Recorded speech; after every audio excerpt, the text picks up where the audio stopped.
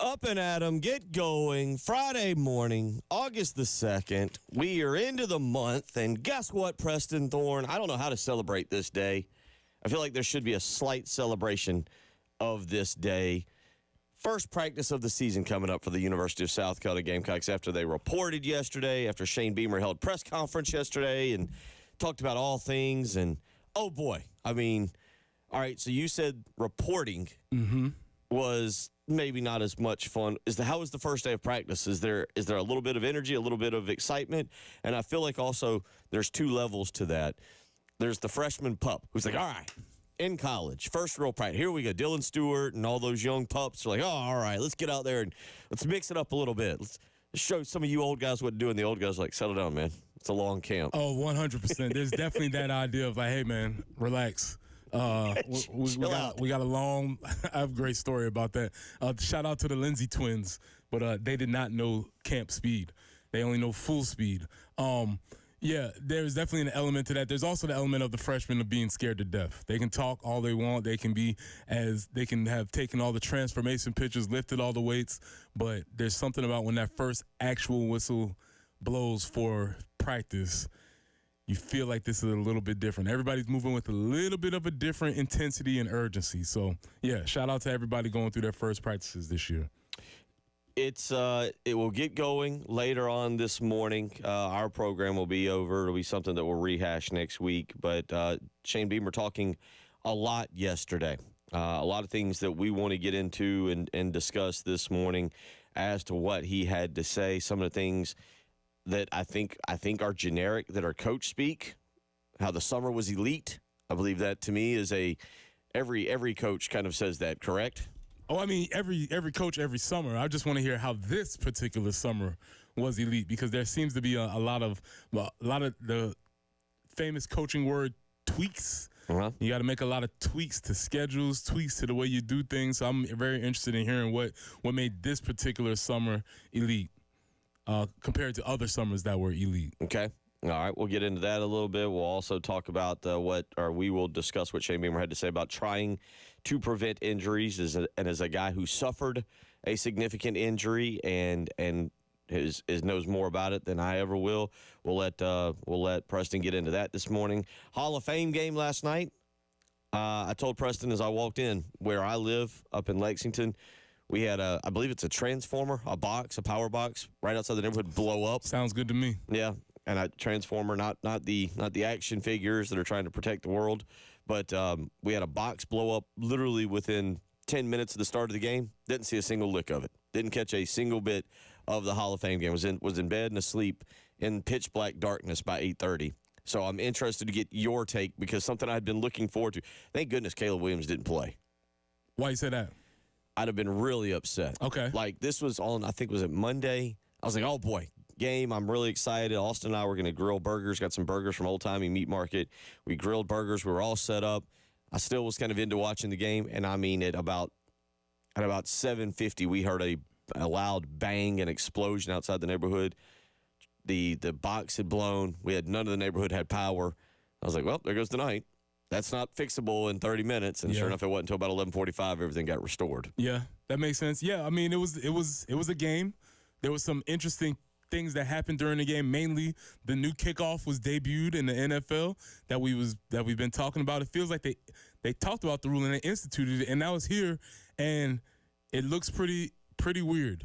Does it? I will say that it looks different than anything you've seen before.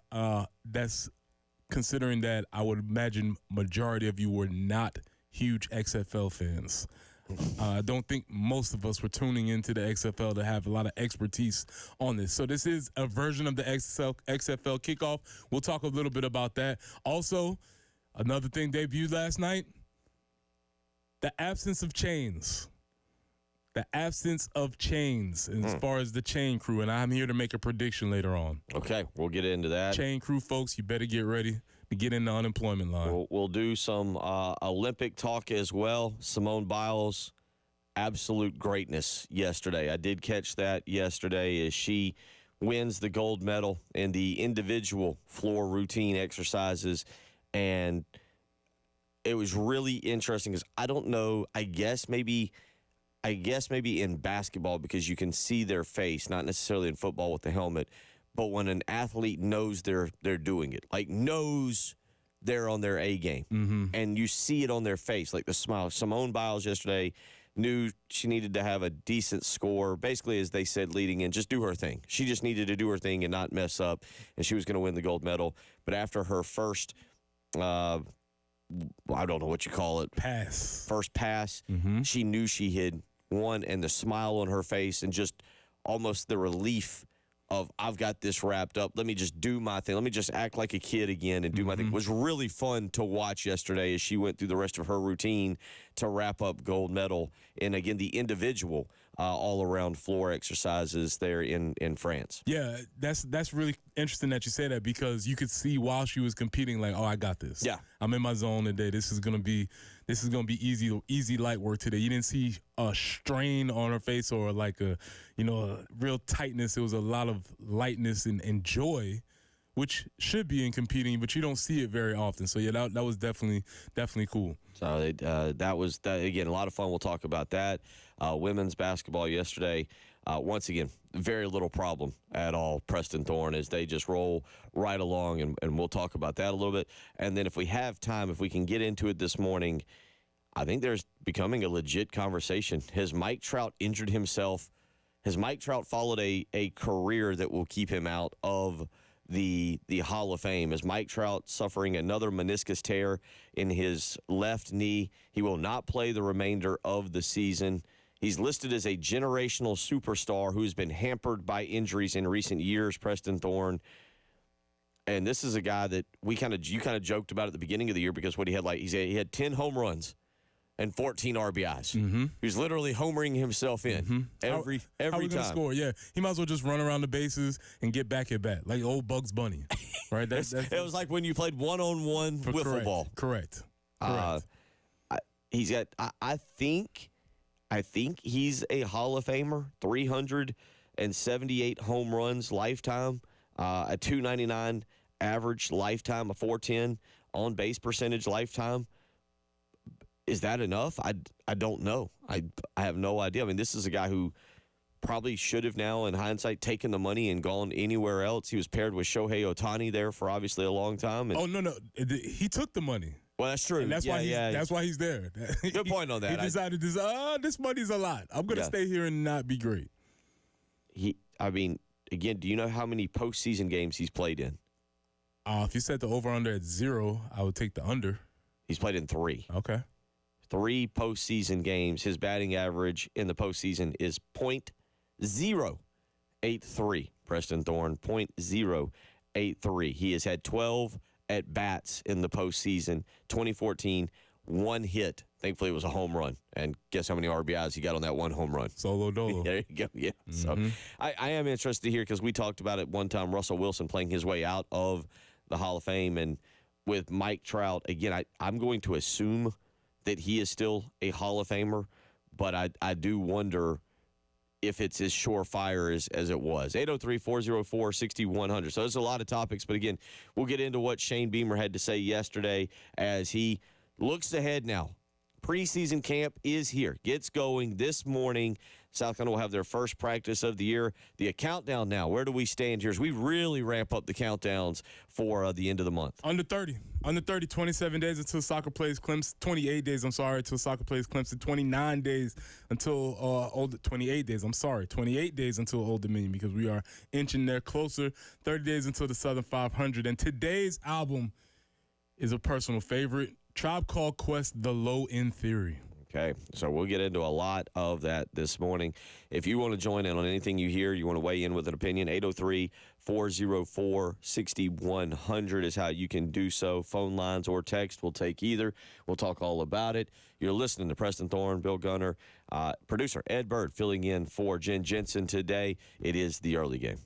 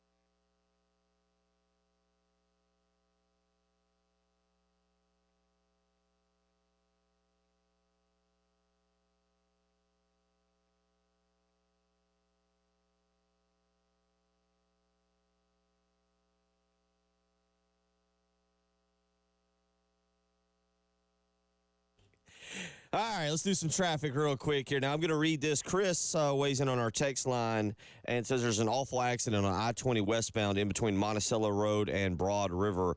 The middle and left lane are closed. There's a truck that has been turned over.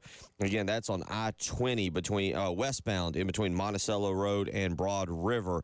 Got a significant incident there. The middle and left lane are closed. Also, on I-77 southbound at Decker Boulevard, we've got a disabled vehicle. And on 277 southbound at Sunset Drive, there is a object in the road. It'll be warm today. There's a heat advisory, high of 96. We'll keep you updated on the weather throughout the morning.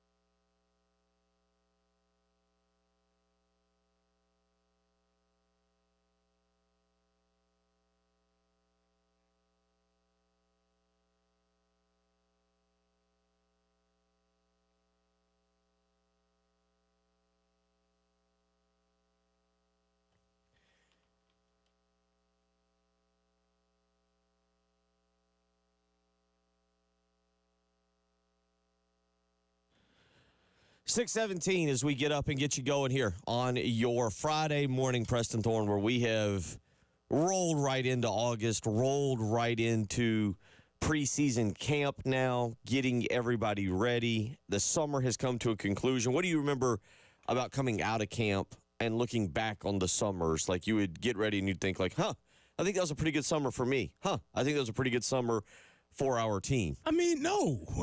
No, I don't. This idea of, like, the players are going through, I don't know, man. Maybe they are. Maybe it just wasn't in my DNA to do that. But, no, it's just the next thing. Let's get to the season so we can actually play. I don't think I ever remember going into a season being like, oh, you know, this was a great camp and we really came together as a team. That wasn't and again, this is just me speaking for me. I don't know what other players are thinking. It just felt like he was just going on to the next thing, getting ready to play, ready for the actual play. To me, it always felt like summer dragged on and on and on because all you're doing is lifting weights, running drills, doing all this stuff, and there's no football involved. And so now we actually get a chance to play football. But again, that's just my personal opinion. Yesterday, Shane Beamer talked about what made the summer elite, why he thinks they had an elite, keyword there, elite summer. Here's what Shane Beamer had to say in his preseason press conference. I think obviously the physical part of it, when you just look at how some of these guys have changed their bodies this summer, whether it be gaining weight, guys that needed to gain weight, whether it be losing weight, guys that needed to lose weight. Coming out of spring practice, John, there's a lot of guys that had some body weight issues, good or whether it be gaining or losing. And as we sit here right now, we've overcome those. And a couple, don't get me wrong, that still need to probably gain a little bit, lose a little bit, but we're in a great position from that standpoint would be one. How we've gotten stronger. If you look at what our guys have, the strength gains that they've made from January to now, but in particular from May when they came back until now, we've gotten stronger. There's no question about it. And then you guys have heard me say it before, and it's the truth. Every coach in America would say this, but the summertime is just so critical because that's really when you're forming so much of your team from a leadership standpoint and the mental toughness and all that as well. And they've had some tough, hard, raw moments this summer as a team, and I just feel like we've taken a huge step just from a leadership standpoint, guys being willing to hold each other accountable, call each other out when needed, just things like that. So overall, just I think the physical part of it, but then just the overall team dynamic, I really feel like we've made some strides in that department. What do you take away from what you just heard there? So, yeah, that makes a lot of sense because in the summertime, you are the only ones there. The coaches are not there to put you in. As I just stated, you're not playing any football. So I have to be able to hold you accountable for what you are or what you aren't doing. Dudes just can't walk in the weight room, put a little bit of weight on the bar, and act like they're going full speed. You can tell who's trying, who's not trying by what's going on in the summer. And if what he's saying is true, which we have no reason to think it's not, you want teams that are there should be some friction. There should be some times where some dudes get in each other's grill a little bit about their effort because I wouldn't think everybody's giving all the effort every time. And so somebody in the leadership perspective has to be the ones that can take the bull by the horns and make people do things, or tell them, like, this is not how we do things and this is the way this train is going. So how often did you really feel like carryover occurred from whatever? Because like you said, you were like, we didn't. It doesn't feel like you had a feeling of much momentum / carryover from maybe the team having a good summer. I think of course I say summer, I don't know the exact story, but the one where I think it's Phil Petty yells he didn't hear the bell, but that was more of a winter workout than a summer workout, right? Leading into. But I think the story is that there was a lot of momentum that summer and a lot to prove coming off of, I think you were a freshman, correct me if I'm wrong on any of the story, but coming off of the 0-11 season, there was a lot to prove and a lot for that team that motivated them, much like for this team. For the players returning, there should be a lot of motivation after missing a bowl game. Yeah, there is. That you have dudes that are there and they're telling folks, setting the tone. You have your elder leadership setting the tone. This is how we work out. This is how we exercise. We make all our times. We touch the lines. We do all of the little things that the coaches expect us to do, but they don't have to tell us to do.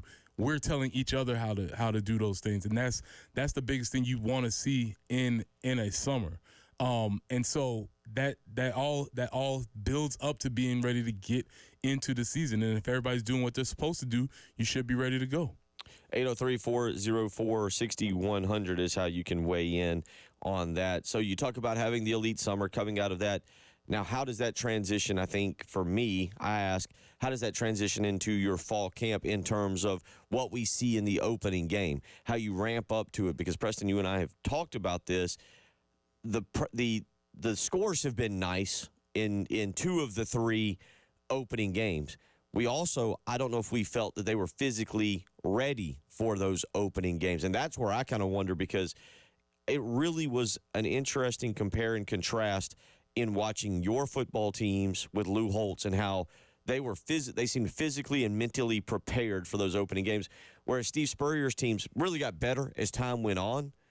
But even going back to his Florida days, he typically had 2 almost scrimmage games to start the season before a big one. And so he would have a light preseason that then allowed them to almost have, again, if you go back to his days at Florida, they'd play a directional Michigan or a directional Louisiana school and hang 60 on them because they were just better, but it wasn't clean and crisp. Here, you remember the Central Florida game. I know they weren't a great team, but it was kind of a slog fest to a 24-15 victory in his opening season. Louisiana Lafayette one time was like 28-14. There was the fantastic 7-3 North Carolina State road trip game, and then the next year I think it was the Tommy Beecher game that they were only up 3-0 at halftime. Tommy Beecher. Yeah. Does that bring the same warm and cuddly to you? No, not quite. Not like quite. Javi Lopez and David? No. Nothing can bring those feelings that the mid-'90s Braves bring to me, but it's just a wild name to think about it. The idea is this, man. Yes, I played for Lou Holtz. Yes, we were ready to go early in the season because we beat each other's brains in during camp. We would practice unmercifully during camp, and we were ready to go.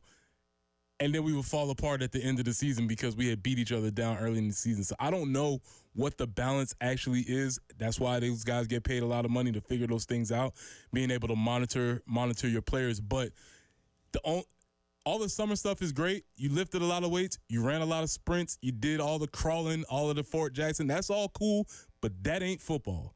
And so at some point, they're going to have to strap on pads, hit each other, and get ready for the physical nature of football, because lifting weights allows your body to do those things, but it's not the same. And sometimes we might make the mistake of thinking that because a guy looks good, lifts good, runs well, means that he's ready to play football. And you have to play football to get ready to play football. Well, going back to that point, if you look at what South Carolina has done in the month of November under Shane Beamer, if you look at what they've done, it actually suggests that they are built for the end of the season.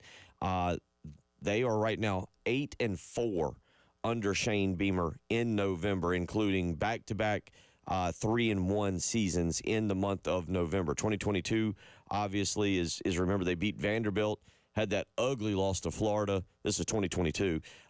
Beat Vanderbilt, had the ugly loss to Florida, then beat Tennessee and Clemson. So you were 3-1 there. Last year, again, 3-1 in the month of November. Now, Jacksonville State, Vanderbilt, you did beat Kentucky, but you had the loss to Clemson.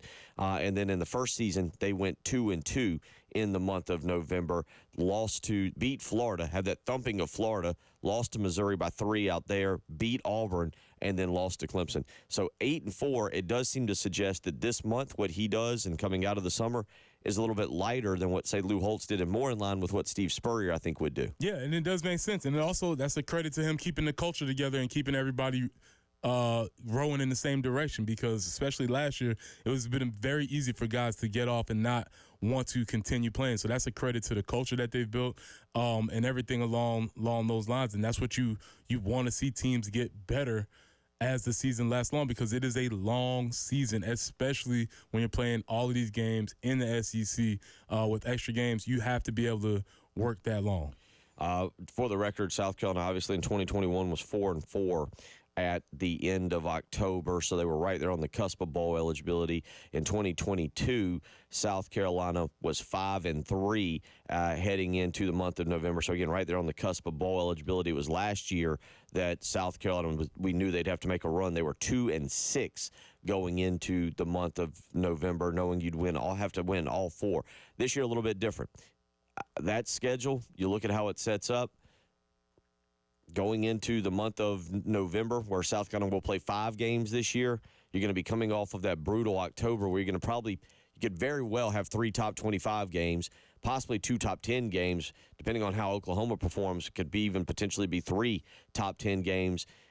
South Carolina could be staring down at a 2-5 record going in if they're not careful. If you can't beat Kentucky and you can't beat LSU or something like that, Ole Miss, Oklahoma, and Texas A&M. So I would say that when we talk about tweaks and changes, and we'll get into that coming up in the next segment about injuries and just tweaks also, you've got to be ready to play those first 3 games of the season. They've got to be physical coming out of the box. Well, also because of the nature of those games. I mean, Kentucky, we know what Kentucky does, and we know how they line up, and they're going to have to be able to match that intensity.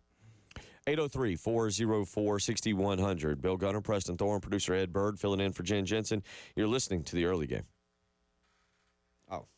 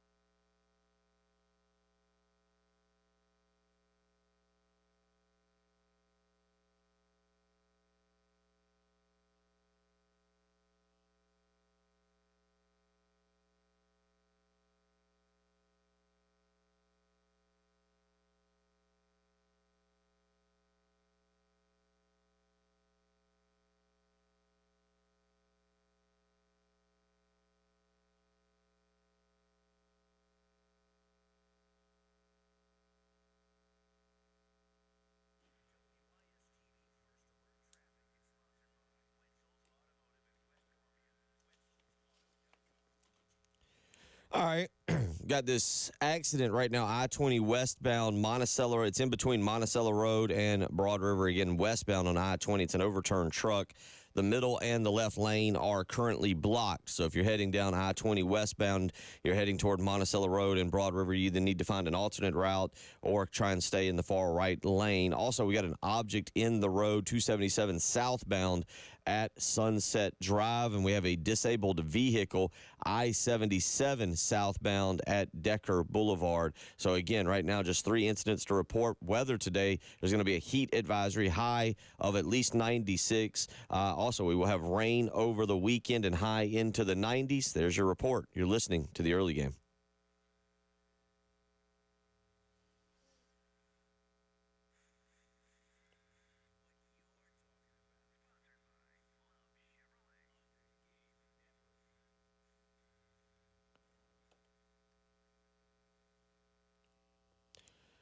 .33 as we get up and get going here on your Friday morning. Preston Thorne, Bill Gunner, producer Ed Bird will let you listen to a little bit more audio coming up here in just a second. But let's get out to the phone lines here. Gamecock Larry, one day off of his 90th birthday, wants to weigh in. Larry, how you doing this morning? I'm feeling good, pretty good. I feel better than I felt in a while. But I was sitting here yesterday, and old Wildcat Willie dropped by to see me. I ain't seen Wildcat Willie in a while. I didn't know who he was at first. Then he got to talking about old John Calipari. How they was all mad at John for losing the games so early in the playoffs. Oh, Wildcat Willie, be safe out there. But I want to thank everybody for the calls and the wishes for the birthday. I enjoyed it. I sit here, and you know what I decided to do? Old Gamecock Larry has just decided to sit back, let everybody think he can't do nothing. Let everybody think he can't think anymore. Let everybody think he ain't got no sense. I'm just going to sit back and wait on everybody to do everything for me except feed me and take me to the bathroom. But I'm telling you, I'm not tired of the nurses and the doctors, but I'm just going to sit back and relax, listen to the radio, listen to Bill, Mr. Ed, Preston, Jen, Jay, and all of them. And I'm just going to sit back and enjoy life to the fullest.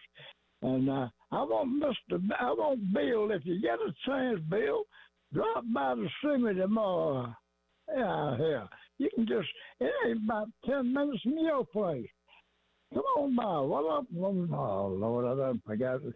Anyway, it's on Facebook for the address. I enjoy it, but I have made up my mind. Gamecock Larry is going to sit back, and he ain't going to do nothing and let everybody do everything they think they're supposed to do for me. But I'm going to enjoy it. I love all y'all. Appreciate 107.5. And the Gamecocks until we lose 1-7-0. Go Gamecocks. Love all y'all. There you go. Yeah. Happy birthday to you yesterday. Hopefully it was a phenomenal day.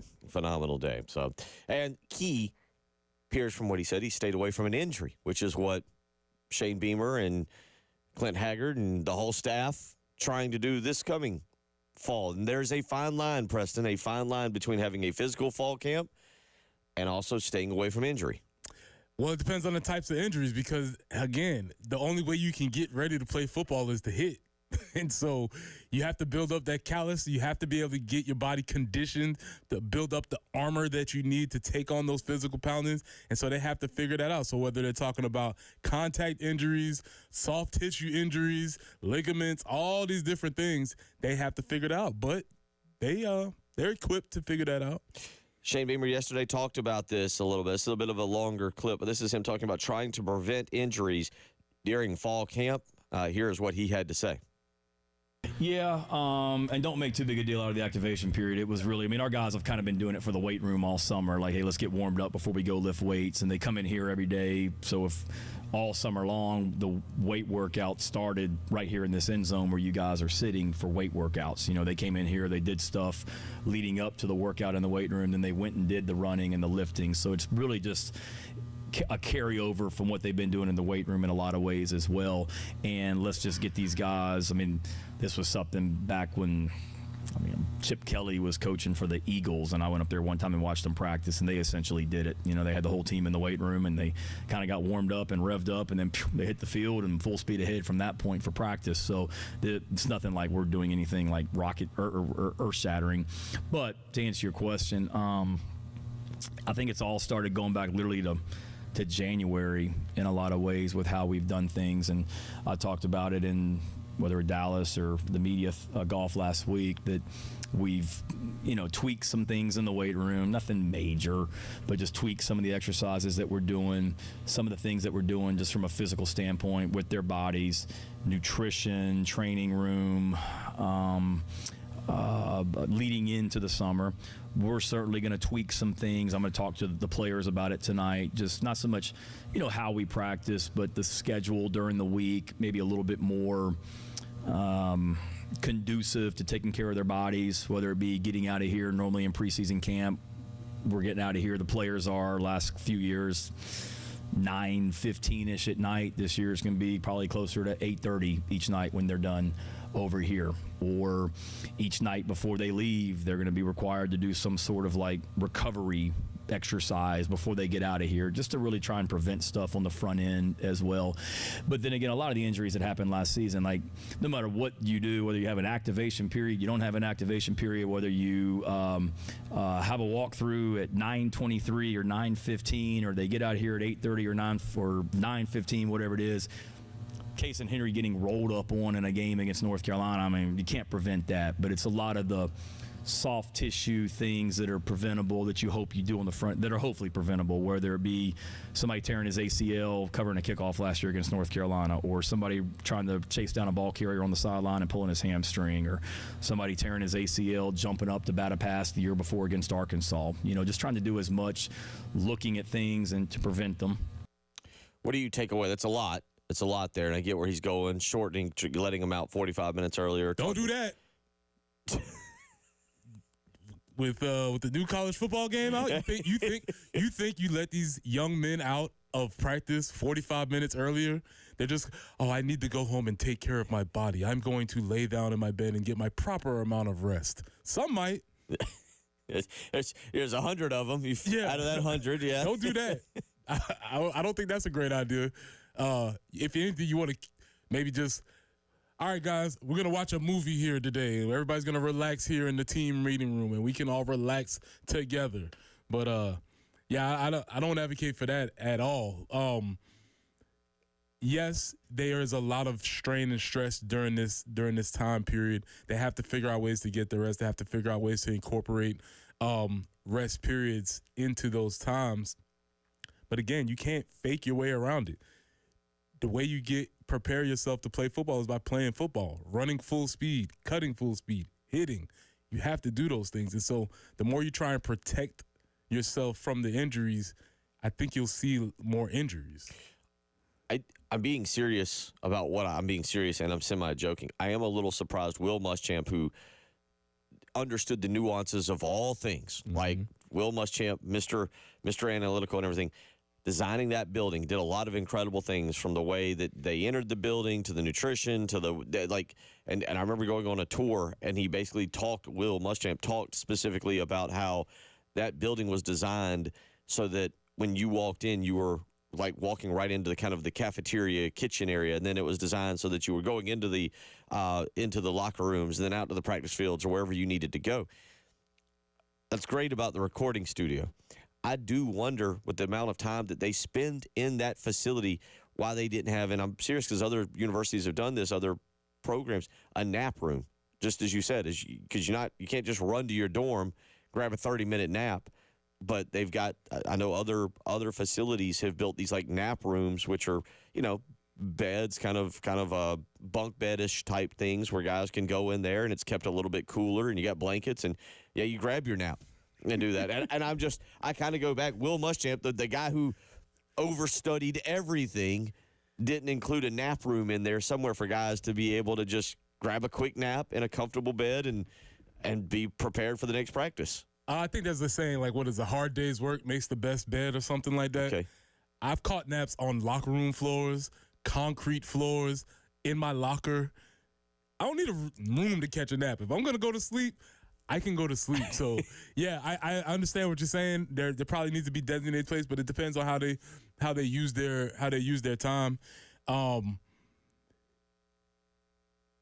That is something that they have to figure out with their time, because they meet, you practice, you meet, you eat, you do all these things all throughout the day, but you have to give them time for recovery.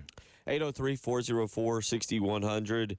Up next, we will do a little music review. You said this is a personal favorite for you. Yeah, personal, for sure. Tribe Called Quest, Low End Theory. The Low End Theory. The Low End Theory. Yes. So, yes, Preston Thorne will take us down. What age are we talking here? What age? Oh, this is early in the game. This is, again, running around with my older brother, and obviously subsequently later, but this is a seminal album in hip-hop history, music history. We'll let Preston Thorne take you down a path in his life when we come back. You're listening to Preston Thorne, Bill Gunner, producer Ed Bird. It's the Early Game.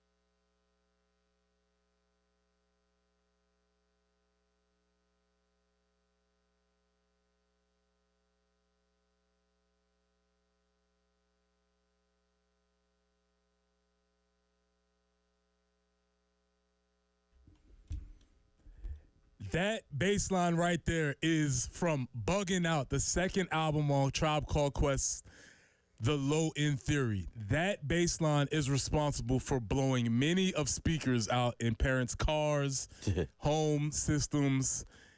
That song is representative of that album. The album was The Low End Theory by Tribe Called Quest. It was their second album. If you don't know, Tribe Called Quest consists of Q-Tip, Phife, Jerobi, and Ali Shaheed Muhammad. Four-man group, but the two rappers were Q-Tip and Phife. Phife, rest in peace.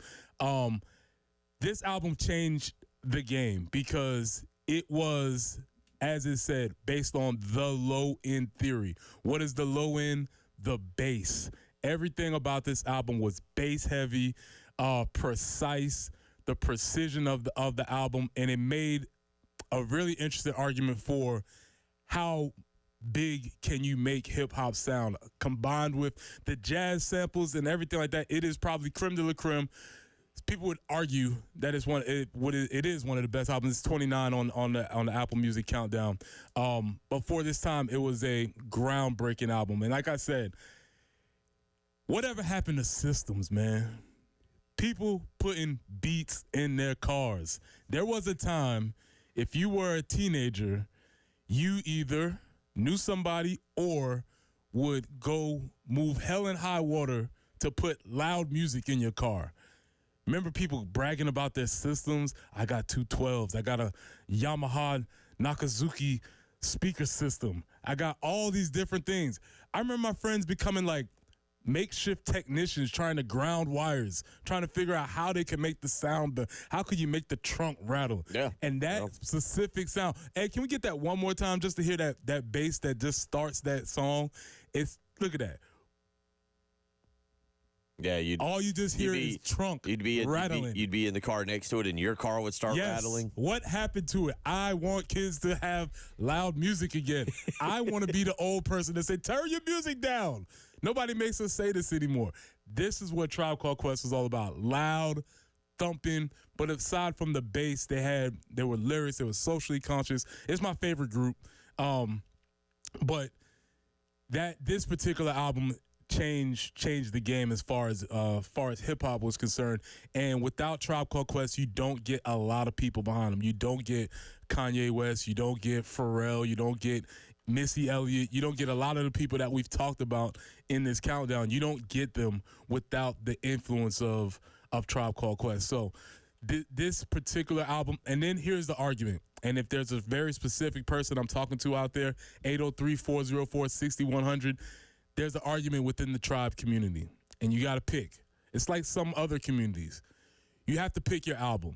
Either you're a low-end theory person or you're a Midnight Marauders person. It's one or the other. So if anybody's out there and you're part of the community, I need to know, are you a low-end person or are you a Midnight Marauders person? Because I've heard arguments over and over again about which one you are. I will reveal mine later, but the low-end theory, classic album, classic group, changing, earth-shattering as far as hip-hop is concerned. So that would be 91 is what I'm reading, 9-year-old. So do you have a specific memory? I do have a very specific memory. It was the first time my brother, there was these things called, remember, I don't know if you remember this, Bill, but people used to have their radios, the faces of the radios used to come off when they had those old radios, or sometimes people had Benzie boxes where you could pull your radio out, because kids, back in the day, people used to steal radios. It was a big thing. So you could take your radio out of your car so that people would be walking around with their boxes. And I remember my brother had his first radio in his little Honda Accord, and he put the CD in the CD changer, and through some magic of technology, it said Low End Theory on the screen. Oh, yeah. I'd never see it. My mind was blown. How can you just put this thing in there? How does it know that it's Low End Theory? What is happening? What is going on? That is my endearing memory about Low End Theory. And also, prior to this, my brother had blown my father's speakers playing the Low End Theory. So that was a huge, and my father had an 86 Bronco, which we would later refer to as the OJ Mobile. Blew the speakers in the car, trying to play this as loud as possible. And if you've ever tried to get in the car trying to hide blown speakers from your parents, it's a Very saga. difficult. Yeah, it's saga that lasts long and great. So, yeah, man, I do have very specific memories of this. But this album, Q-Tip, Fife is sort of the breakout star of the album. Tribe Called Quest is my favorite group. You don't get Outkast without Tribe Called Quest. You don't get anybody after 91 without the influence of Tribe. It is interesting. It states an interesting fact on this is that Q-Tip wanted the group to step it up in general, so he encouraged Fife, who had recently become diabetic, to stay with the group and increase his participation. And the result, as it says, per Rolling Stone, was the smoothest rapping of any rap record ever heard due to the duo's strong chemistry. Yeah, so they go back and forth. It's Q-Tip and Fife, and Q-Tip is the smooth. He's the actual writer. He's the poet of the group, the abstract poet. So he's talking about all these interesting things. Fife is straight down the line. Fife always had a lot of sports metaphors and sports similes that he would talk about, and so that was another draw for him. So Fife was like the energy guy of the crew. They were just magic when those two were on the crew together. Yeah, so shout out to the Low End Theory. Let me know whether you're Low End Theory or Midnight Marauders. And kids, put systems in your car so you could annoy the old folks. Texter weighs in. One of our regulars goes with Midnight Marauders. Mm-hmm. I get it. And then Bun goes with, what is it, Tribe better than Outkast. I'll say Tribe is my favorite. I've come to a revelation later in my life. Oh, boy. Hour 2 on the way. We'll stick with this, get back into some football and some Olympic discussion as well. It's the early game.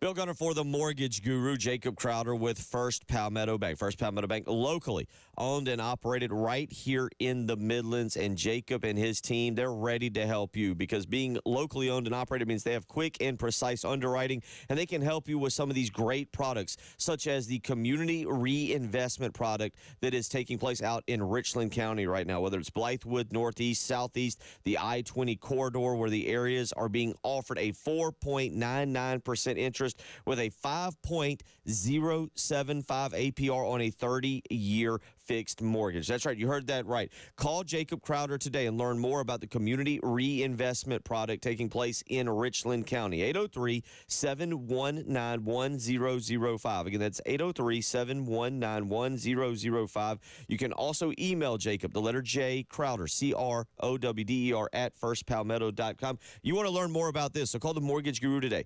803-719-1005. Tell him Bill Gunner sent you.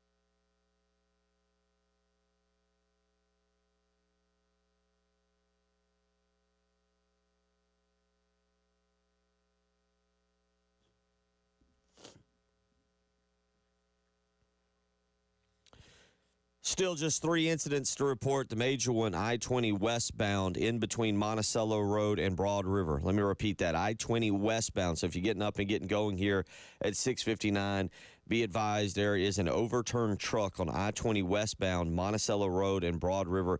The middle and left lanes are currently blocked. We also have an object in the road at 277 southbound at Sunset Drive and a disabled vehicle, I-77 southbound at Decker Boulevard. So those are the 3 things to report to you right now. Weather today, high is going to be 96 degrees. There will be a heat advisory, so keep the pets and the plants cool. Keep yourself cool and hydrated. Be prepared for a warm weekend. Rain is expected, but there will also be highs in the 90s. You're listening to the early game.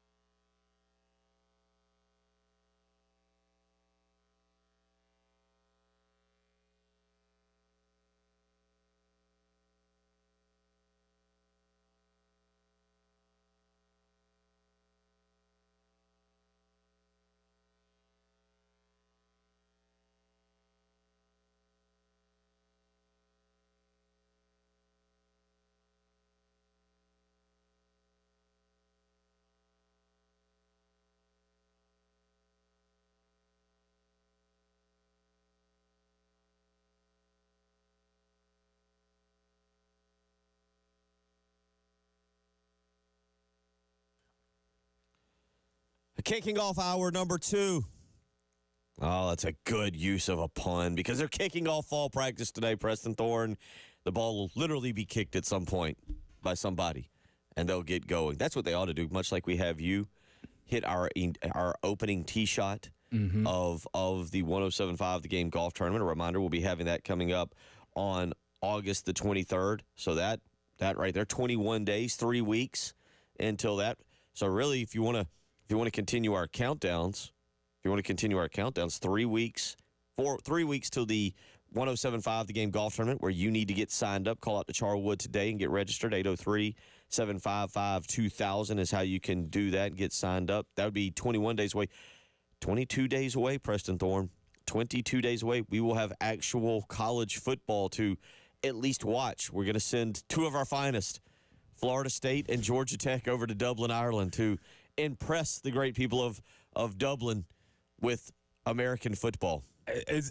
We're getting better. We're improving in our offerings. Well, it's just smart. We've set them up in the past. Yes, we've set them up with Northwestern and Nebraska, I believe it was. It was like, here, check out this product, and like, ooh, I don't know about that. Now we're like, now try this product.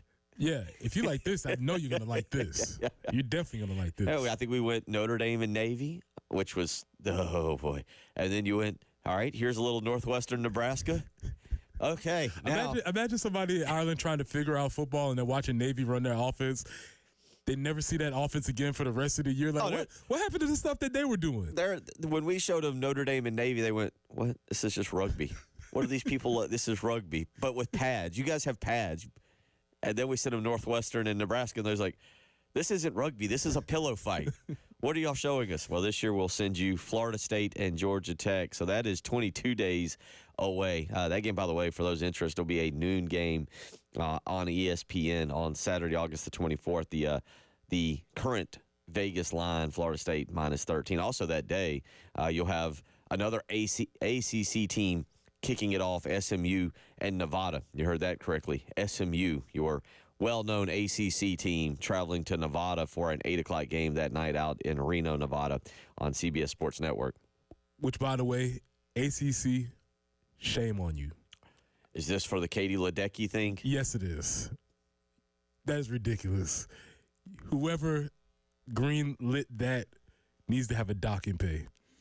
And if you don't know what to talk about, the ACC claimed long-standing member Stanford University's Katie Ledecky as a victory for the ACC. Yeah, that was on Twitter yesterday. They put up a graphic after Katie Ledecky. Was it yesterday or was it yesterday or Wednesday? Ago. Okay, yeah, but they put up a graphic after Katie Ledecky won another gold medal, basically saying this phenomenal ACC athlete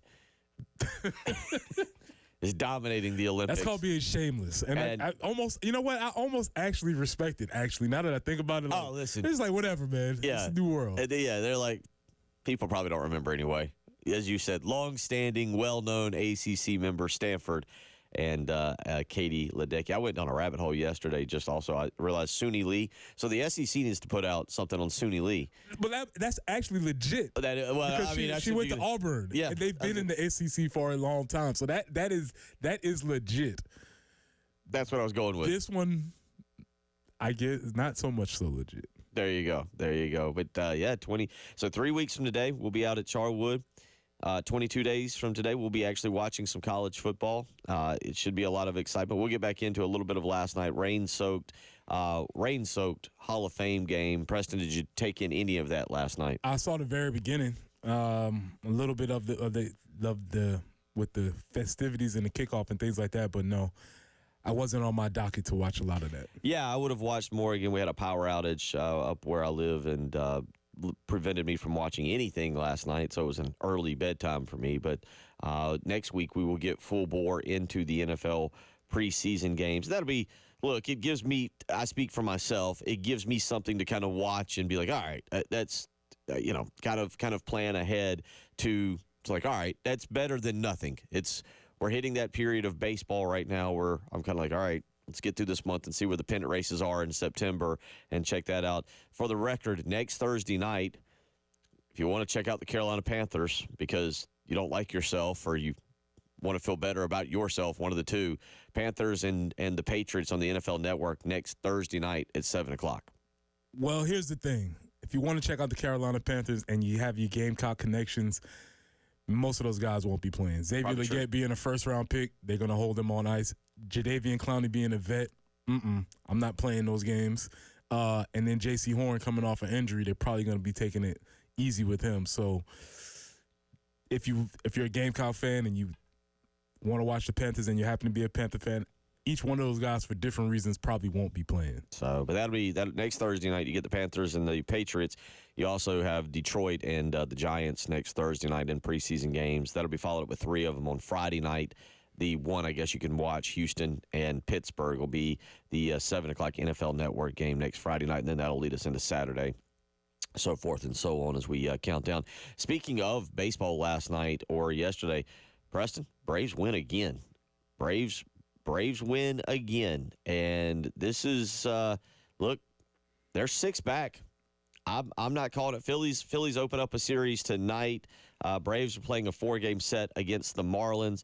Phillies go on the road to the Mariners tonight, Preston, starting tonight, I should say. And I'm not ready to – I'm kind of putting myself out there while holding myself back of saying we could be on the verge of seeing an epic run. There just feels like all of a sudden they made the trade for Jorge Soler.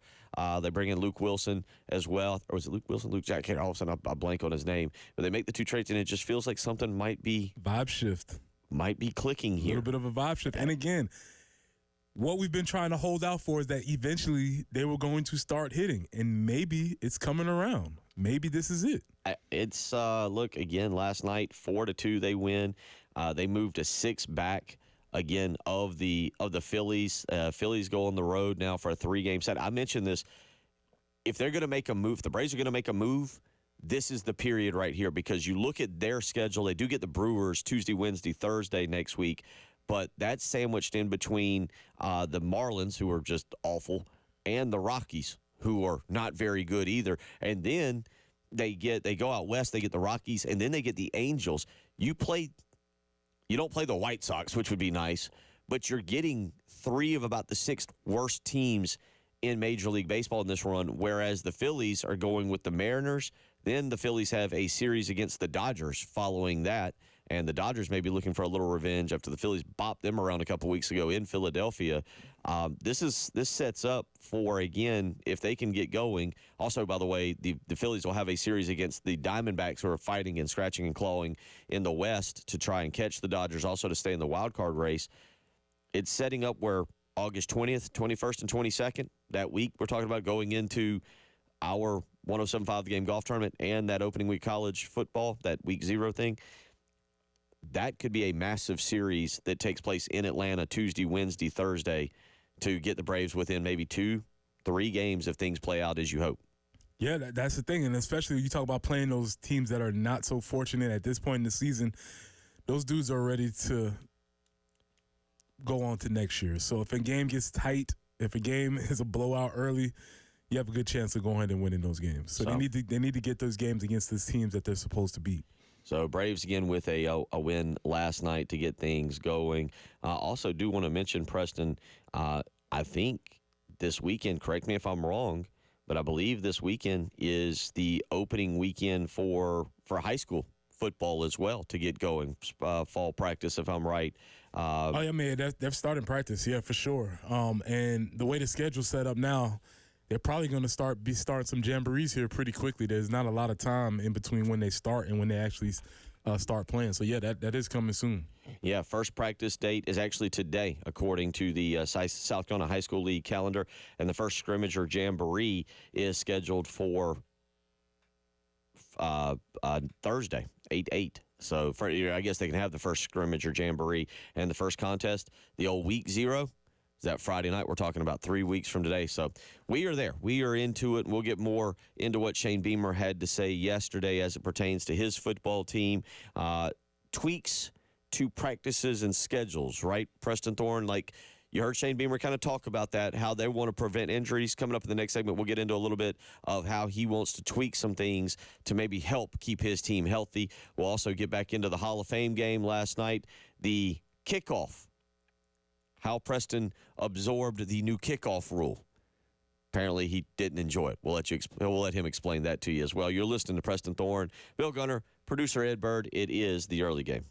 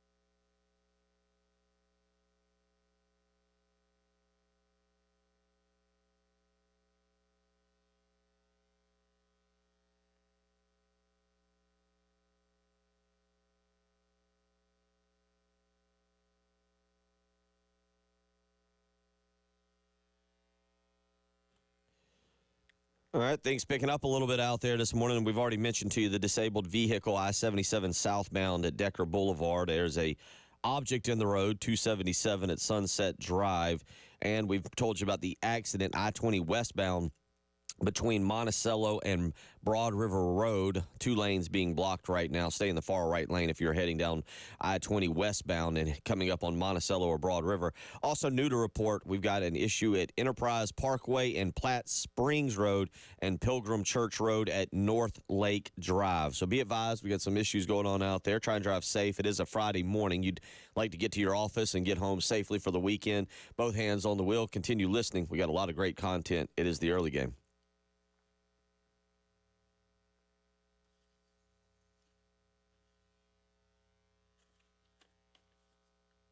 Oh.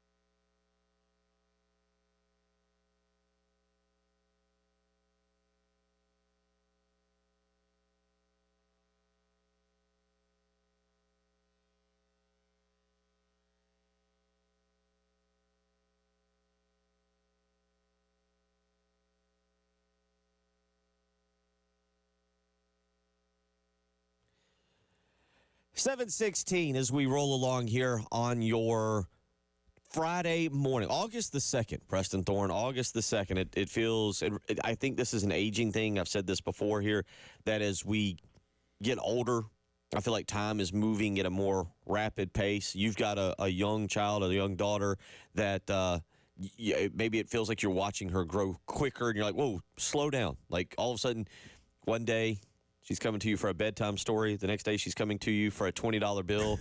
The next time, she's coming to you for money for her credit card. It evolves quickly, let me just tell you. I can believe it because I see it happening very, very quickly. I'm like, hold up, when did this happen? What is going on here? So I could definitely understand how it happens rapidly. And if she's going that quickly, how old am I going? What's going on with me? So that's where we're headed. We have gone from January to here. It feels like in rapid time. It's been a really fun year so far. Obviously, the basketball seasons we had for Lamont Paris and what Dawn Staley did see Dawn Staley putting out. I think you've really brought it to my attention. The dad joke side of Dawn Staley. Talk about elite. Like if she wasn't so cool, you'd be like, come on. Because did you see her tweet yesterday about Simone Biles? What did she say? It's just all caps BHAAAA, bah, and then she has an emoji of a goat and says a goat. It says goat sighting, and I think she tags Simone Biles in it. Just very high level dad. The dad energy is strong. It's all caps and it's BHAAAA. Then a goat, and it says goat sighting, and she tags Simone Biles in it. So good news. She has not blocked Simone Biles, which we didn't get in. We'll have to get into that later from that little issue. But I say that we've had a really fun year. Obviously, baseball was really interesting, and we went through that.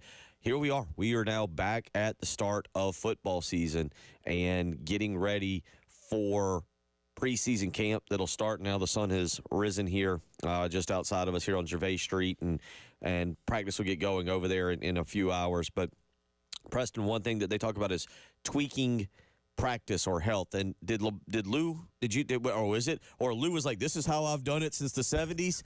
This is how we're going to do it. There will be no tweaks. What we did last year is the same schedule. If there were tweaks, it was always in addition to. It was never we're going to take something away. It was always like, and another thing, we're going to do this now. There was one tweak that he made where because of the NCAA rules, you're only allowed to practice for a certain period of time. But they found a way to find a loophole where special teams practice didn't count as regular practice. So we would do 8 periods of special teams practice before practice started. So that was a tweak, I guess. That was the way they tweaked the schedule to make it longer. Let's listen. Yesterday, Shane Beamer talked about some of the tweaks that he's going to have to practice and health. Earlier, we listened to him talking about trying to prevent injuries. Here's him talking about tweaks to practice or health. Not to get too technical, but one of the tweaks that we've made going into this upcoming season is doing a little bit more of a we've tweaked some things that we're doing in practice, like I've talked to you guys about trying to be a little bit, hopefully be a little bit healthier as we go into the season. So one thing that we're doing is normally when our guys go from meetings, they go straight from the meetings to the walkthrough. We always start every single day. The very first thing is a special teams walkthrough, and that would be at 9:15, for example. Whereas this year, the first thing they do when they come on the field is we're going to call it activation. Basically, just kind of get their bodies warmed up a little bit before the walkthrough, because a walkthrough for us is a little bit more than a walkthrough. It's like a jog through. So just to I'm probably taking up too much time here. Sorry, Steve. We had an incident this past spring where Joe D was doing something in the special teams walkthrough that required a little bit of jogging, and we had a specialist that slipped essentially coming on the field, potentially pulled something, kind of did pull something, and it was kind of eye-opening, like, oh my God, maybe we need to do a little bit more before the walkthrough just to kind of get their bodies going, because they've been sitting in meetings. So we've never done it before. They've done it a little bit before the weight workout, so we haven't even talked to the players about this. So if you ask them and they come down here, hey, what do you think about the activation period? They're probably going to be like, what? But that's all we're doing. So the 9:23 is the activate. 9:15 is when they got to be on the field tomorrow morning to kind of get the warm up. Then we go into the walkthrough after 8 minutes, which would be 9:23. So anything in our program, it's down to the minutes. This isn't like some new thing. If you look at a practice schedule, it drives my wife crazy, and my wife and kids crazy, because they're like, why can't you just say 9:20 and 9:25 and 9:30? Because I want that period to be 3 minutes or 6 minutes or 4 minutes and whatnot. So that's why. You go first, then I'll go. No, you go first, because I was trying to write down the schedule for the practice. It. I actually, when I coach, and I picked this up from you pick things up. Preston, maybe you pick something up from John McKissick. Maybe you pick something up from Charlie Strong. Maybe you pick something up from Lou Holtz that you apply to life. And Bailey Harris, who I had a great week over at Saxagatha Church in Lexington running a basketball camp with, and still really good friends with him and everything. And one thing I learned as a coach, and I didn't kind of understand it as a player, but Coach Harris would have practice scripted out, as Shane just said, to the minute. We were going to do, the opening layups or whatever our opening drill was for 8 minutes, whatever it was. And he would, at that point, much like you would do, we would have the clock in the gym, and he would have somebody put 8 minutes on there, and that's it. And at 8 minutes, you move on to the next drill. And I mean, he had it designated 1 minute. So yeah, I literally, when I started coaching the 9th grade team and then the JV team at Lexington, when I was in college and after college, I would have a practice schedule that was scripted by the minute. Like every minute, it wasn't like I'd go 6 to 6:08 and then pick back up at 6:10 thinking I would literally write down like, yes, 6 to 6:08, opening layup drill, 6:08 to 6:09 water, 6:09 to 6:15. I totally get what he's saying. It's a meticulous thing, but I get exactly what when he talks about that and breaking them down by the minute. I totally get that. I find it more interesting what he's talking about. Number one, let's get some rubber or something out there that when people are running on the field, there's no chance of slippage. We don't. Yeah, I mean, yes, I understand that we need the pre-warm-up activation before the warm-up, because he said we have the pre-warm-up, then the warm-up, then special teams. And then you know what they're going to do after special teams? They're going to stretch as a group. Right. So we're doing a lot of warming up. And what are these, 42-year-old men? They're 19 years old. They should be able to walk out of a meeting, do a little bit of ha, and go play football. I mean, the idea that, Well, but here's the thing. They're supposed to be well-conditioned athletes. You asked the other day what has Coach Beamer learned. And I think, for good or for bad, I get what you're saying. This is one of the things he says. This is his way of telling us what he's learned, in my opinion, is like, all right, I've got to do a better job of stretching us out or being prepared. Now, I will say, it feels like some of the injuries are because people are being bent, not because they're pulling a hamstring. Well, the thing is, you have to see how long this lasts, because a lot of times, you try and implement new things, and coaches don't like what they deem as wasting time. And so if one of the coaches is over there watching his guys go through the pre-warm-up, warm-up for the warm-ups when they could be actually doing something, we'll see. we'll see. But I get it. Whatever you want, whatever you need to do, whatever you think you need to do, I'm all for trying new things and trying to get guys that are activated. But they probably just need to do a better job of stretching. Let me ask you this. And you and I have debated this on air and even off air some. I'm going to use the old, I wish Jen was here, the old farmer, but is the hay in the barn. You've worked out for January and February, and you went into March. You've done your strength and conditioning. You've done your strength and conditioning for really June and July. Your body's either ready for it or it's not. I mean, that's the bottom line. People pull muscles, I get that, but and no offense to Coach Beamer, but like there's no amount of stretching you're going to do prior to practice that changes your body from whatever you did in those workout months where you should have your body ready to go. Because as you kind of, I think you said this morning, today starts the day where you start getting ready for the physical aspect of the game, the actual hitting and the popping and the tackling and the fundamentals. Your body has to be ready today. The hay is in the barn. Whatever you are today is what you will be this season as far as physically. Yeah, you know, from today on, you will get weaker and worse for the season because of the physical pounding that you'll take throughout the year. So you won't feel any better than you probably feel today. And only go downhill. I guess all I'm saying is, yes, they're coming out of meetings. Yes, they have to get their bodies ready. They have to get acclimated. And that's all fine. Do whatever you need to do. As a player, I'll just be like, man, do we need to do this longer? Like, how much more practice? You heard Shane, sneak more. Let's just stretch what we're supposed to stretch. And we can do, since we don't do static stretch anymore, that's out of vogue. If we want to do dynamic warm-ups, that's cool too. But let's just, but I guess they're well-conditioned athletes. That's what I'm saying. My point is, and he's right, like getting your ankle rolled up in the game, there's no amount of stretching that's going to solve that. Going out and playing tackle and getting turned and bent because you aren't strong enough, if that's not fixed today, that's not going to be fixed. Like I get it. I get what he's saying. And look, I think, again, going back to what you asked earlier this week, all right, what did you learn? You learned from year one. You learned from year two. You learned from year three. Well, what was it you learned? Well, I think this is one of the things. And so he's implementing something that he thinks he's learned or believes he's learned, and I get it. And, again, I get exactly how he's got his practice detailed down to the minute. Football, I don't quite. Basketball, you got 13, 15 guys. It's easy that you're working as a group, whereas in football, all right, Dow Loggins, go take your quarterbacks and whatever you're doing for 30 minutes in individual drills before we bring you in. Go take your guys there, Travian Robinson, and whatever individual drills. That I'm not quite as certain of in the football aspect of it, because I would guess for you, Charlie Strong, you'd go off, and Charlie Strong's now got his 35 or 40 minutes of individual drills, things staying low, pad level, whatever, triple flex, whatever that I'm learning from you. That was his part of the practice. Yeah, for sure. Every coach is going to have their times planned out, and that's, they're going to have a schedule, and they're going to have it very detailed down to the minutes, sometimes down to the half minutes or what they're doing, splitting reps, going together with groups. I would say Shane has a very good heart, because if I was a coach and a specialist hurt themselves, I'd be like, all right, who? Well, okay, moving on. Well, it's kind of like I was working with 11-year-olds this week at the basketball camp, and it was simple things like, hey, when you get a rebound, don't run through the middle because you might get hit in the face with a basketball.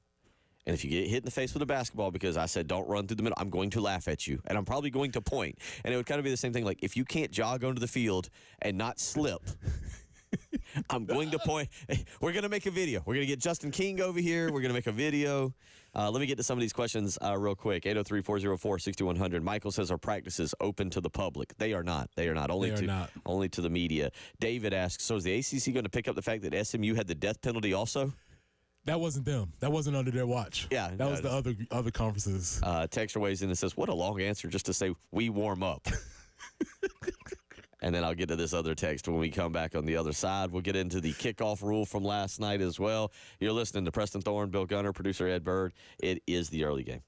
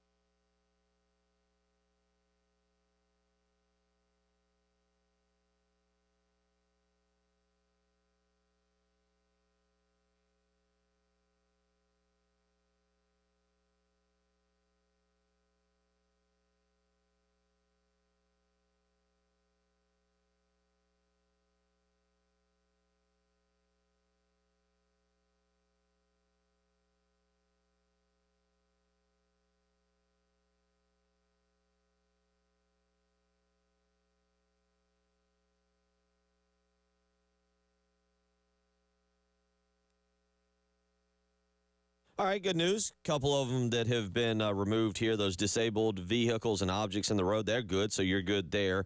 Still have the incident. As a matter of fact, got another text message in that said that they took forever. So it was the worst wreck they've ever seen on I-20 westbound between Monticello and Broad River Road.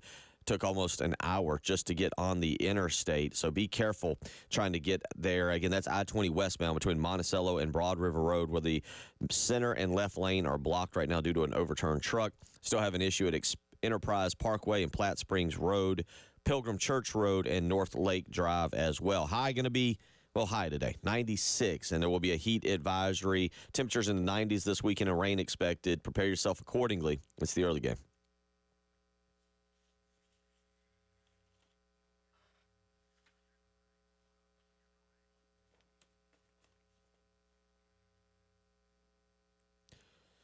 .36 as we roll along here on the early game. Preston Thorne, Bill Gunner, Jen Jensen out today. She'll be back on Monday. I will get one more vacation in as we get going and then come back and be ready.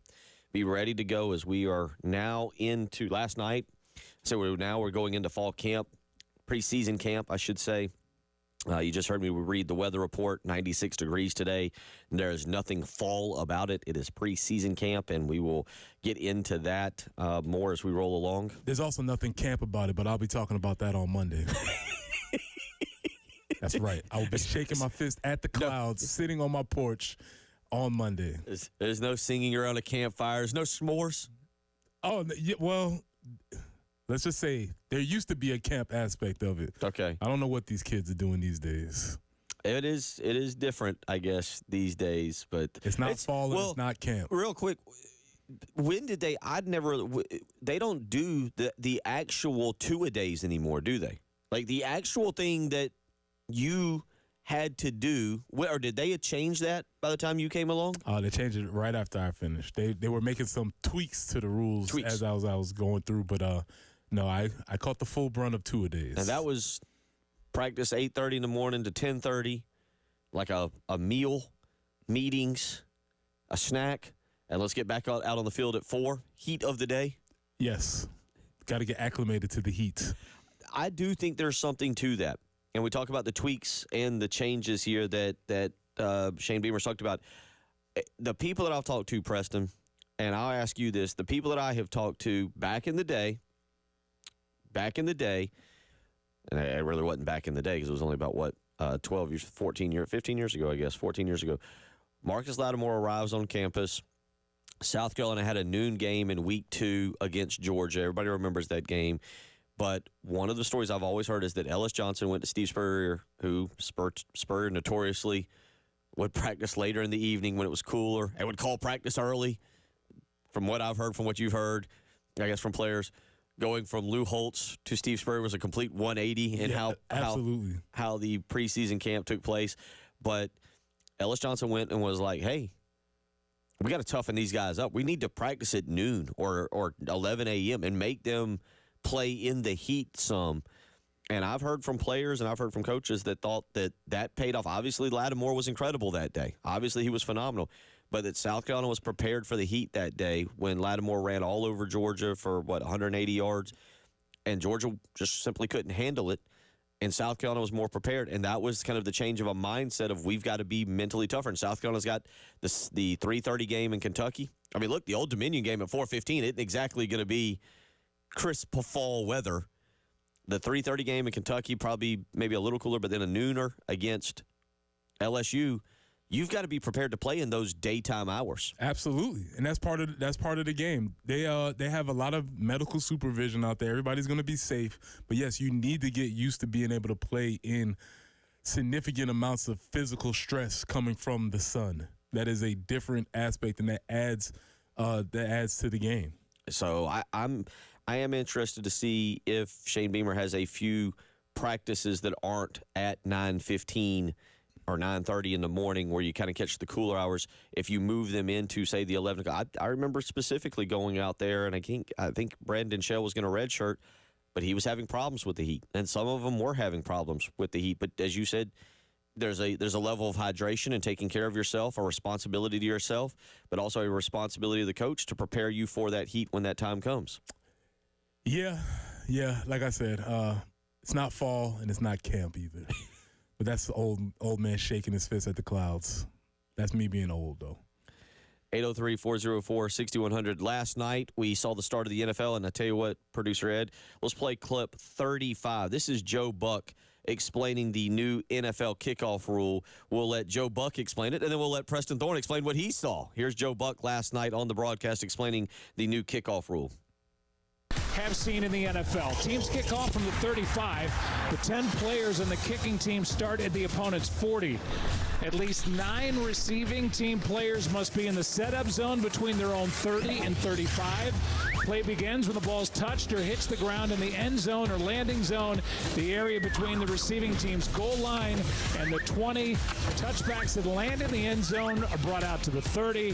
Touchbacks that roll into the end zone from the landing zone are brought out to the 20. You got all that? We're going to hang on for dear life tonight, but, man, is it going to be fun to watch this unfold? Is it? Is it going to be fun? Listen, man, if Joe Buck can't explain it, then Preston Thorne has no shot of explaining it. You're going to have to watch it to figure out what exactly is going on. It's something new. I do think it might add an element of excitement to the game because essentially the kickoff had become a dead play where you just kick it into the back of the end zone. Guys run down there, they sprint, nothing was happening. So I do like them bringing the kickoff back into play. Safety considerations because a lot of injuries were happening on special teams. So I get all the reasons why they do it. It's just something new that we'll have to get used to. I will say, I forgot, that was probably about 10 minutes before the actual kickoff took place. It was before the power went out because I did see that. So if you go back and you listen to it, you hear a lot of those whistles and little things take place. And I believe like one of the things showed the kickoff getting stuck in the guy's face mask.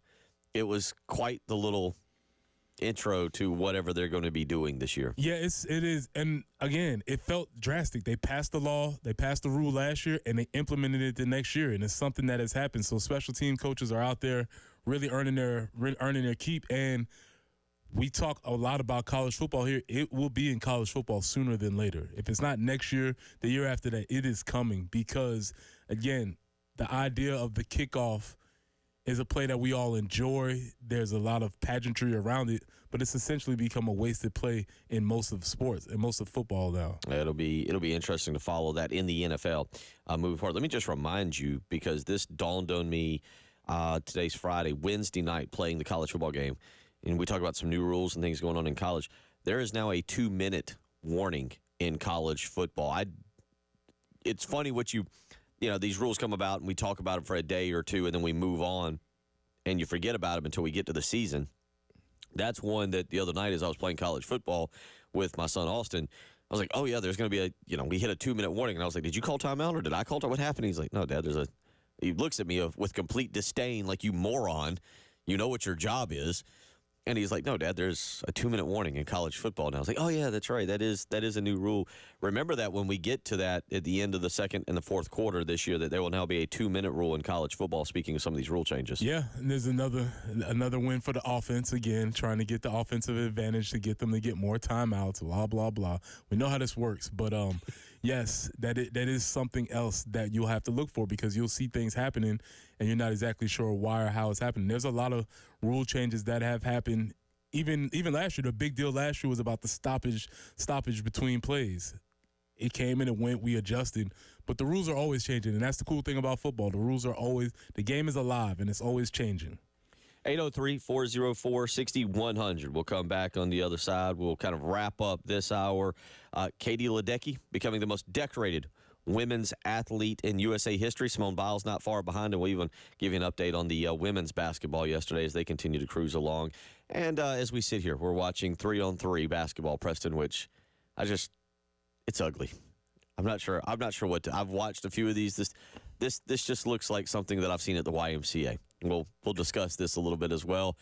803-404-6100 is the early game.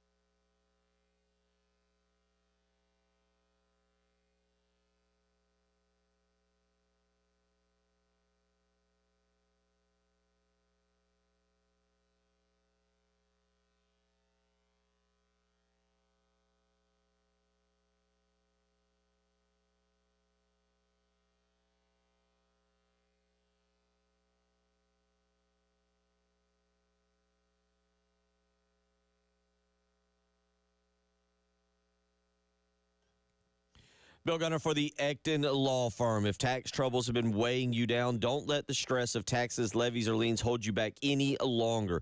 Local attorney John Ecton and his team at the Ecton Law Firm can help you. After a couple years of suspending those levy notices, the IRS is planning to send them back out here in 2024. And if you've received one from the IRS, you or your business could be in trouble. But the Ecton Law Firm can help. Time is limited, though, so call today for a free consultation. 803-771-9800. Again, that's 803-771-9800. Whether you're here in Columbia, Florence, Myrtle Beach, the Ecton Law Firm is dedicated to resolving your income or business tax issues for good because, well, they understand the challenges you're facing, and they're ready to help you. They're ready to offer you the peace of mind you deserve and not worry about the stress of taxes. Get that free consultation. 803-771-9800. Contact the Ecton Law Firm today. Tell them Bill Gunner sent you.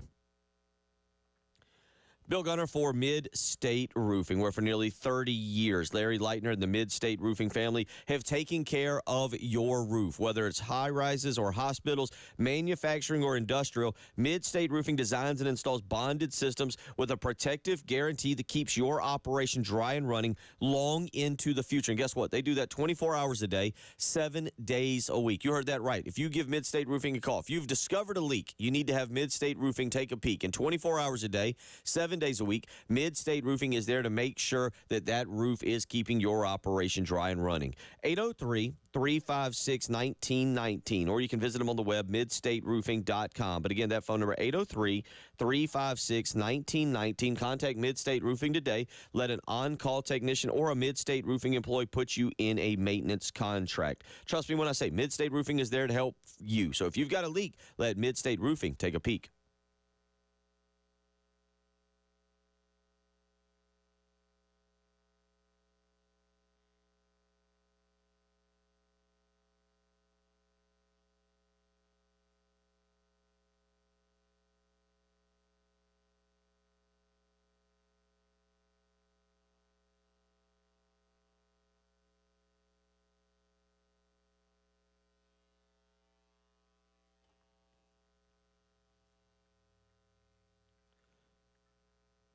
$7:49, Preston Thorne.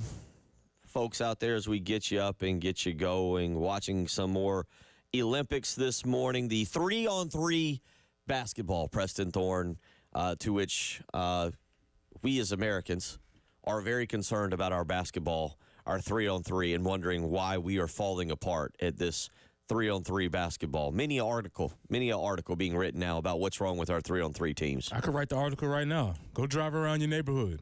Look around in the neighborhoods. You see anybody playing on 3-on-3? Of course you don't. That's why we're not thriving as a country and our once proud tradition of 3-on-3. You don't see it anymore, Bill. Understand. Everybody wants to play 5-on-5, AAU, travel ball. Get them kids out there on the court. So there's other countries that are just out there 3-on-3ing it up, and we're behind the times. Is Correct. What you're saying? That is absolutely correct. Yeah, we're getting clocked right now in that. Where we're not getting clocked, though, is on the actual 5-on-5 aspect of it. The men's side dominating, wearing out South Sudan on Wednesday. Yesterday, Asia Wilson and Brianna Stewart do it again. They combined for 49 points yesterday. Not only did they combine for 49 points, combined, they shoot 17 of 31 from the field. Asia Wilson yesterday, 23 points, 3 steals, 13 rebounds, 2 assists, 6 turnovers. We'll ignore that stat. Yeah, that doesn't count. We'll leave that out. She was trying to make plays. 34 minutes played. Again, 23 and 13 yesterday for Asia. Brianna Stewart yesterday, 26 points and 7 rebounds. Again, I mean, they were, again, as I mentioned, 17 of 31 from the field. They were 14 of 16 from the foul line. Yeah, it's just amazing to see that these two players come together because I remember watching them in the Colonial Life Arena when Stewie came here, and she's one of the few athletes that I looked and said, oh, she's very much different than everybody else. She's actually better than I imagined. She hit a 3, and I just remember watching her run down the court, and I was like, oh, that's what that looks like. And Asia wasn't quite there yet. Asia was still a young pup. And so to watch them sort of be at different stages in their life, in their careers, and have them be the 1-2 combo is really interesting. Really, really impressive game from both of them yesterday. Again, leading Team USA 87-74. They're now 2-0 in the group stage for them. Also yesterday, you had Simone Biles. Just, if you didn't watch it, it's hard for me to, again, because it's a once every 4-year type deal. And so you watch and you're like, huh, okay. Yesterday, though, the enjoyment on her face as she wins the individual overall women's gymnastics gold medal, I think is how I say it properly, and just doing it almost effortlessly with a smile after her first pass, as you said, because she knew she had nailed it. Yeah, well, I mean, it felt like she was in the zone, and once you get past that first threshold, it felt like she was on cruise control after that. And as you said, she didn't really even have to go into her bag and stretch. She just had to complete the routine, essentially, for her to get to a gold medal because of her level of difficulty is so high. And so with her overcoming what she overcame last year from last time the Olympics came through, obviously the horrible things that happened to the women's gymnastics team, overall in USAG, Simone has overcome a lot to get to this place as a champion, and she's an elder stateswoman of gymnastics and still outperforming everybody, even on the athletic. It's because it's interesting. In other sports, when folks get older, they result to craftiness. Right. You know, you can start doing a lot of crafty things, and she's still winning with explosion. She's still jumping higher, flipping faster, still doing all those things. So I think that is really interesting turn of events as far as age is concerned. I think it was yesterday that she did the, I don't know the name of these things. Again, this is once every 4 years, but the thin bar, they get up and they got the beam. Mm-hmm. Yeah, terrifying, absolutely terrifying. Not fun. Not very scary. Because it's suspended, it's hard, and you can fall. Yes. And I imagine falling no fun. Yes. But very impressed with her. And then also Katie Ledecky, who is, as you mentioned earlier, has put herself amongst the great. Well-known ACC athlete Katie Ledecky has put herself amongst the greatest of all time. Somebody got to ask Katie, like, man, so what was it like competing in the ACC? Were those Clemson pools, were those really rough? Was it a hostile territory when you were competing in Maryland in the ACC? Or was Maryland in the ACC when she was in college? I don't know. It's all about realignment, man. But shout-outs to the ACC for claiming that one. Interesting to see there. So it's interesting. Marshall weighs in and says, 3-on-3. Nobody knows anything anymore about taking it back, tap outs. That's what I'm saying, man. All the fundamentals, we're losing them, man. Nobody knows how to take back. When do you check up the ball? Right. Yeah. Make it, take it. Who gets the call? Fouls? We don't know these things anymore. We're losing the recipes as a country. We've lost the concept of our 3-on-3 game. Come on, man. Some of y'all need to get more involved. Shirts and skins. What are we doing? Yeah. So no, it's been a lot of fun. Olympics has been really, really entertaining so far, and has really been a good event. We'll get into one more week, as next Friday will be the closing ceremonies. But it's been a lot of fun. If you haven't been able to watch it or you haven't checked it out, need to this weekend. Just some of the different things. I think we're done with the fencing, though. Yeah, fencing is out. We're about to get into this track, though. Oh, track and field coming up next week. All right. We'll talk more about that. Hour 3. Preston Thorne, were you ever forced to carry a football around? A defensive guy? We'll get into that. It's the early game.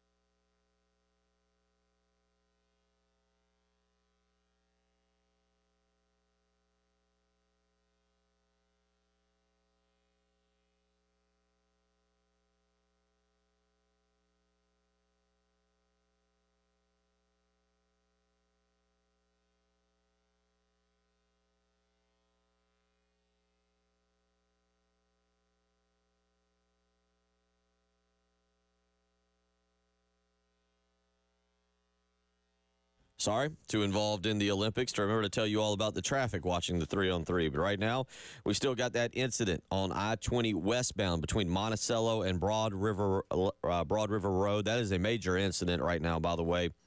Keep an eye on that. If you're heading down I-20 westbound, you're going to really need to find a detour around the Monticello or Broad River Road. The left and center lanes are blocked, as the last we've heard. Again, a major tie-up there this morning. Also, Enterprise Parkway and Platte Springs Road. We have an issue in Pilgrim Church Road and North Lake Drive. But again, the big one this morning, I-20 westbound between Monticello and Broad River Road. If you're heading that way, find a detour. We'll get you one more hour. It's the early game.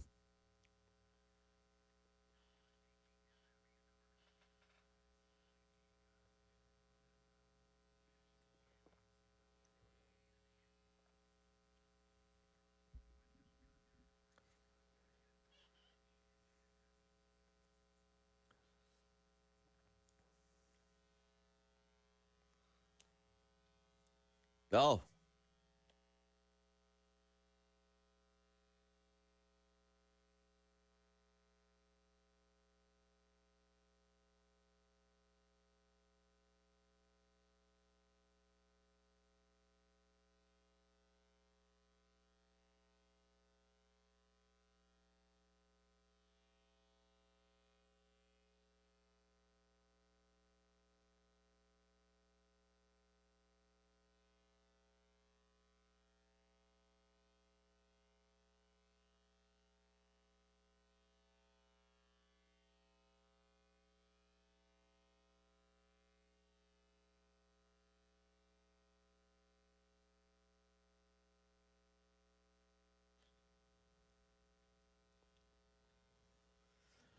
Oh, well-known Olympic advisor and special help to the Olympics, Snoop Dogg, leading us in there as we get you set for hour number 3 this morning. Been a lot of fun.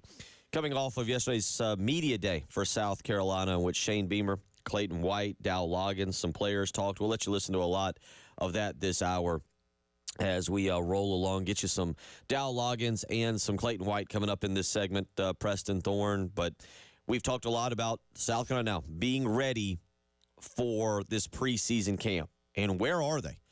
Are they physically strong enough? Are they in good enough shape? Are they ready to handle whatever Shane Beamer is going to throw at them this coming preseason camp? And I do want to hear the difference. If you can take me back to 2000. Freshman, wide-eyed freshman, Preston Thorne, had been a stud at Summerville, state champion, never been pancaked, and shows up for first day of preseason camp. Yeah, the first day, I remember being on a bus like we was going to prison, and it was on the bus, and I saw Derek Watson, somebody who I'd read about. I saw him get on the bus with a gallon of water, and he said something to the effect of, "Y'all, bleeps, better get ready because somebody going to cramp up today." And I was just looking like, where am I? What is happening? And just the overall feeling of what did I do with my life? How did this happen? Where are we going? What is about to go on? Yeah, terrified. Essentially terrified. And then you get on the field and you start playing football and you feel a little bit better. But we knew we were about to go through a very arduous time and task, a true camp, if you will. Do you remember the first time you walked out there, you kind of, I would assume, a little wide-eyed, as you said? Now, South Carolina, I think only 4 guys, well, 3 now, because Jerome Simmons didn't make it in. I believe only 3 guys are having their first experience, Jalewis Solomon, Michael Smith, and one other that I'm blanking on, that are making their first appearances today for a college practice. They've seen a college practice. I'm assuming it's a lot different watching a college practice as a recruit versus participating in a college practice as a true freshman. Absolutely. I remember my first inside drill, where this is just basically a running drill where the defensive line and the offensive line and there's some running backs there. And it was so fast. It was like, set, and then coach was like, whistles going everywhere. And I was just like, what is happening? And I came from high-level football, and this was extreme levels of high-level football. So those first practices were definitely something that you had to get used to. The tempo, the pace, the intensity of every single rep at practice was something that you just can't replicate in high school. You can't. No matter what level of high school you come from, it's not going to be the same. Can we get all that again? What was that noise? Set, hut, you what you gonna do? Get out! You don't ever play in my field again. Ah! And then they run it and they do it again. And it's like, oh my God, what just happened? So compare that to now 2004, your final year, and you're getting on the bus to start. How is it that day? It's like Morgan Freeman in Shawshank Redemption. It's just nice and easy breezy. Hey kid, you don't know what you're gray in the beard now. Man, you don't know what you're about to see. Yeah, all right, they're gonna yell, but I know what to listen for. I know how to filter out the yelling. I know how to take the actual coaching here. Easy breezy, because you just know what to. You just kind of know what to expect, and you've been going through this for years, so you understand. You understand the game a lot better. So that's what those veterans are probably feeling. But now you've got a guy like Gilbert Edmond who not only has been around, but has been around 2 different programs, and you got a guy like Dylan Stewart. Because I'm going to assume today, for guys like Dylan Stewart and Josiah Thompson and those guys, anybody new that went through spring, where it's a little more, hey, it's okay. It's all right. That's the thing. Put your hand. Here's how you block it this low. Hey, was that a mistake? You want some water? It's all right. It's all right. It's the spring. I'm assuming that today the voices are a little different, a little more on edge. Yeah, that's the thing. Everybody's changed. Everybody, all of a sudden, it's like a switch has flipped, and everybody's different now because we only have 30 days till we actually play a game. And so the sense of urgency is, even the upperclassmen, I thought we was cool. Now all of a sudden, now you throw me around, like, what happened? I don't understand how this works. It's a very succinct switch. And I think about some of those characters that were on those teams, and like, man, yeah, it was eye-opening for sure. Let's let you listen. This is yesterday. This is Dow Loggins. Is the team where it needs to be ahead of Game 1? Is the team where it needs to be ahead of Game 1? This is Dow Loggins yesterday talking with the media. That's for me right now. I've been, there with the strength staff right now through July, the month of July, and I couldn't begin to answer that question. We're right where we need to be, starting training camp right now. But you got D. Campbell's a brand new receiver, Dre's a brand new receiver, Michael Smith's a freshman that we haven't seen yet. Matthew Fuller is a freshman that we haven't seen yet. Rocket Sanders has not taken 1 snap as a Gamecock yet because of injury. So we have a lot of unknown. I'm excited about our kids and our players and the talent they have, but you'll be able to ask me that, and I'll be able to answer that question a lot better probably about next Monday after 7 installs and a scrimmage, and I'll have a lot better idea of what this team is and the direction I think we're going offensively that way. Just one thing I've noticed: if you get to know Dow Loggins, everybody's got a nickname.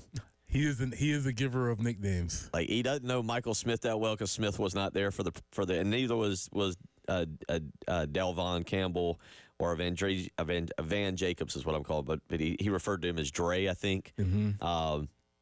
And then D. Campbell.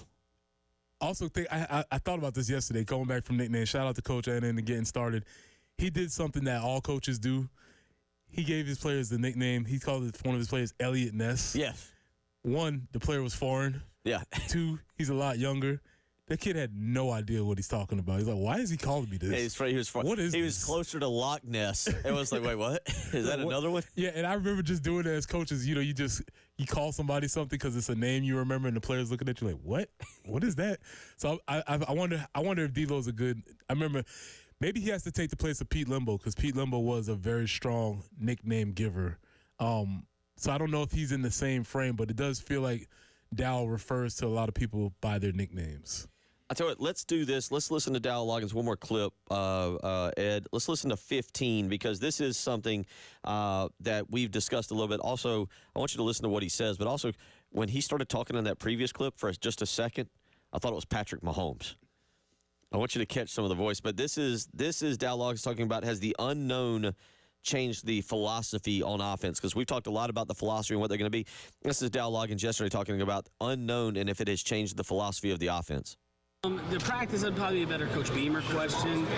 From the offense, it is definitely Tammy. You lost a quarterback, in my opinion, that was as good as anyone in a first-round draft pick, wide receiver, and including Trey Knox, who's with the Vikings now. So you lost probably, I don't know what the percentage was, but it's a huge chunk of your production offensively. So now it's about finding guys that can replace those guys, and it's almost a Moneyball theory. Is you're not going to replace Xavier Legette with one person. We're going to need three people to do that, and you're not going to. Lenore Sellers is not going to be Spencer Rattler.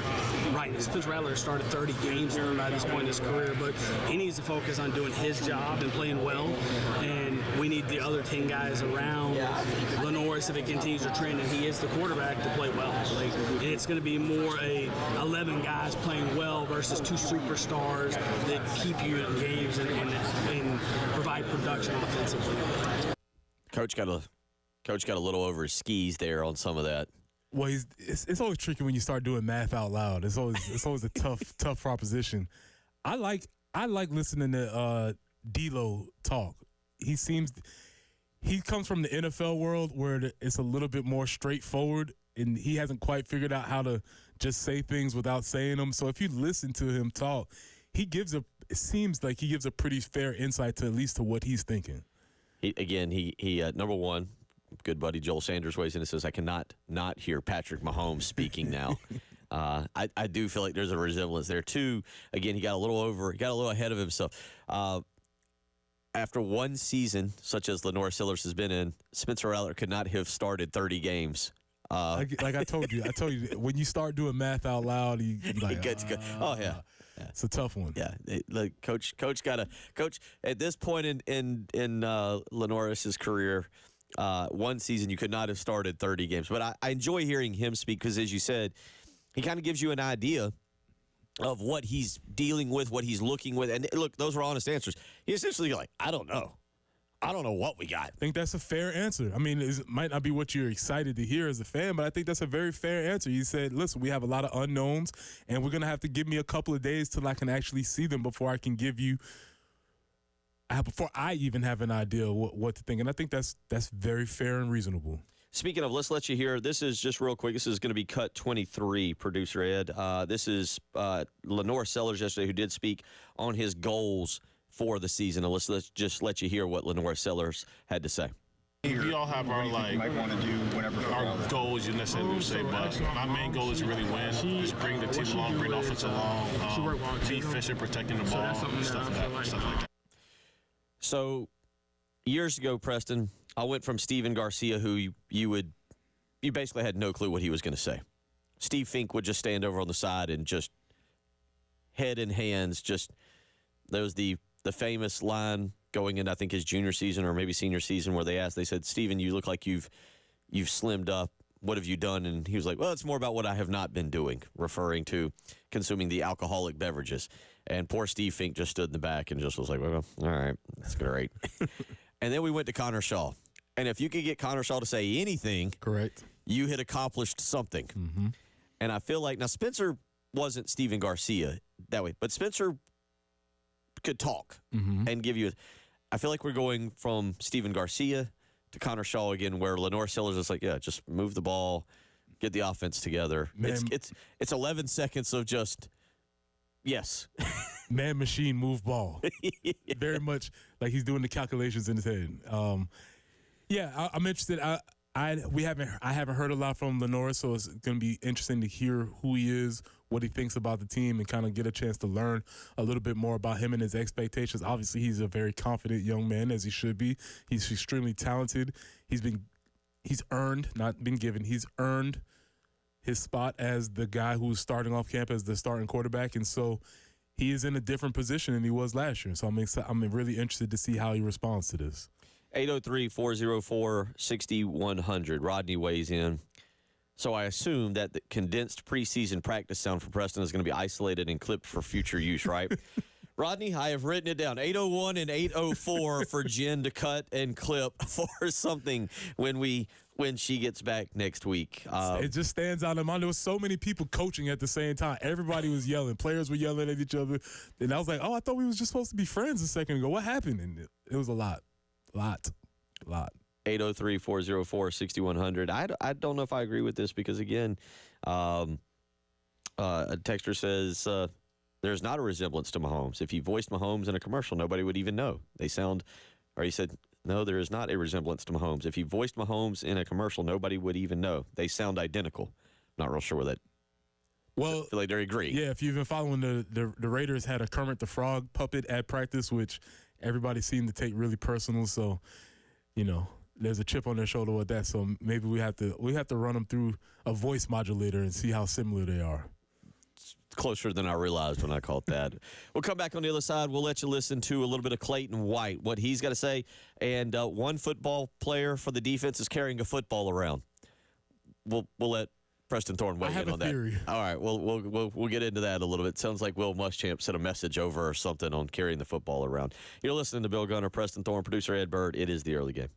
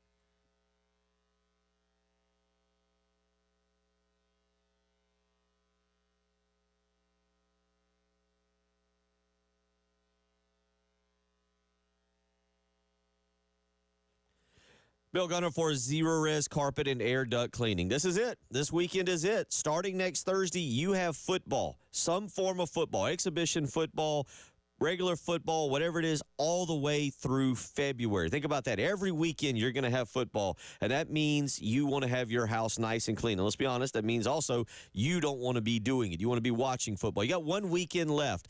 Instead of cleaning your home, though, use the pros at Zerorez Carpet and Air Duct Cleaning. And right now, you can get an incredible deal with their back-to-school BOGO sale. For a limited time, when you book 2 rooms of carpet to be cleaned, you will get 2 rooms cleaned for free. You heard that right. Give them a phone call. 803-262-4020 or schedule online, ZerorezColumbia.com. Tell them my name, Bill Gunner at 107.5 The Game, and take advantage of their BOGO sale. Get 2 rooms cleaned for free when you book 2 rooms. If you do it online, use the promo code BOGO. That's Zerorez. Spell it backwards or forwards. It's the right way to clean.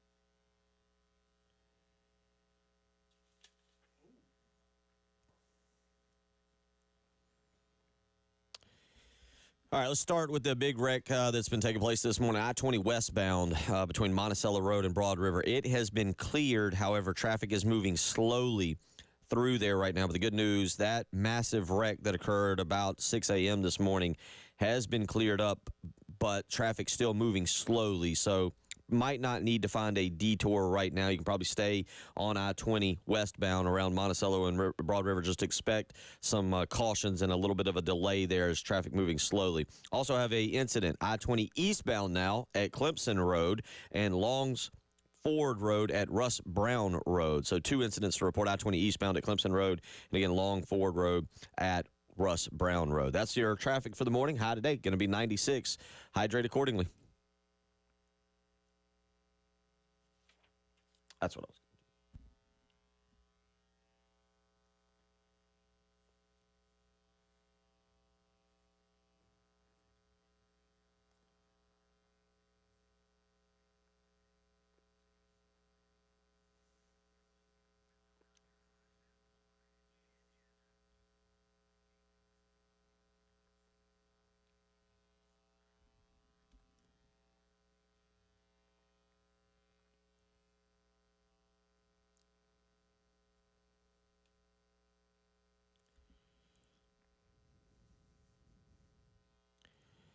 8:21 as we roll along on your Friday morning, August the 2nd, 3 weeks away from the start of the high school football season. Today, from what I read on the high school sports, on the high school league website, is actually the opening day for high school practice. Clemson practiced yesterday. South Carolina opening practice later on this morning. So we'll get into, continue to get into a lot of that. Let you listen to some Clayton White coming up here in just a few minutes. But we got a little message board mayhem to get to, Preston Thorne.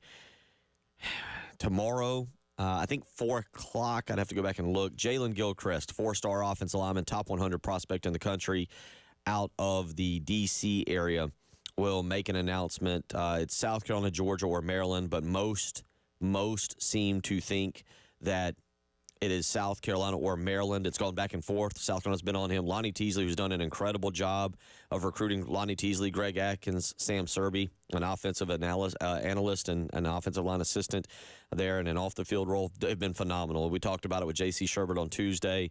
Josiah Thompson, a 5-star. Cam Pringle, a 4-star. Tree Babalade, a 4-star. Trevon Ball was a 4-star that dropped out. Marquis Anderson, a 4-star.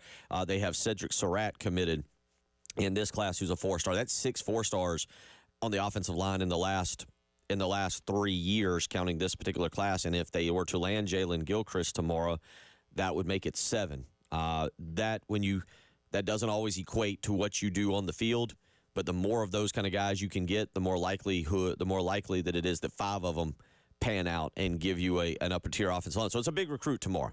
It's a big recruit for South Carolina. I'm not going to say it's the most important of the class, although if he commits, he becomes the top-rated player in the class. But this brings us back to the old favorite rivalry that is Maryland and South Carolina, Preston Thorne. Long storied history. Long story here, all the way back to Frank McGuire and Lefty Driesell. Unfortunately, these days, it doesn't take place on the court or the field. It takes place on the message boards. And Maryland fans, well, in particular, the moderator, this is when you know it's getting out of hand.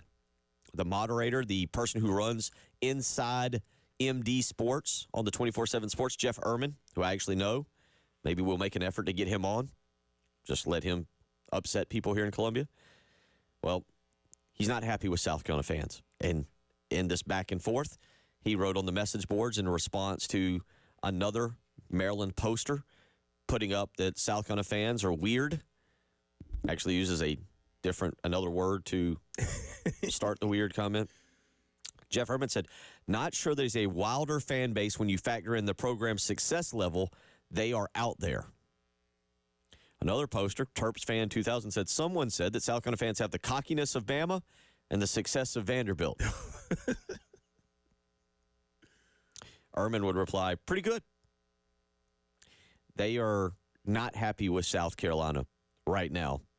And if South Carolina were to take this recruit, this top 100 recruit from the D.C. area where Maryland, South Carolina's gone up there and taken a lot of recruits from them. I can get why they're upset.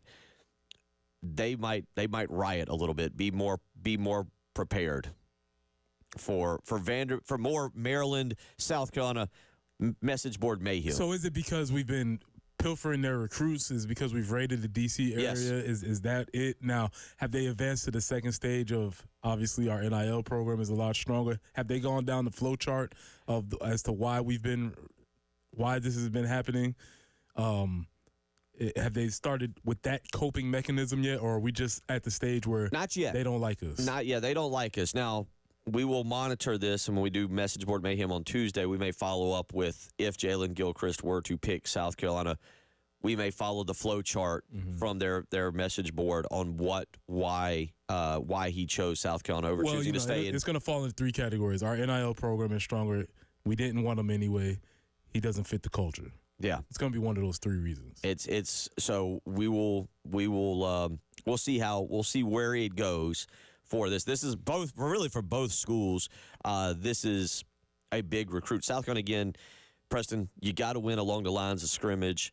Landing another 4-star offensive lineman. Again, it would be technically the 6th 4-star offensive lineman, along with a 5-star Josiah Thompson in the last 3 classes. You let those guys get in and battle it out and figure it out and create depth, along with some guys that you're again. Travon Ball was not a 4-star lineman.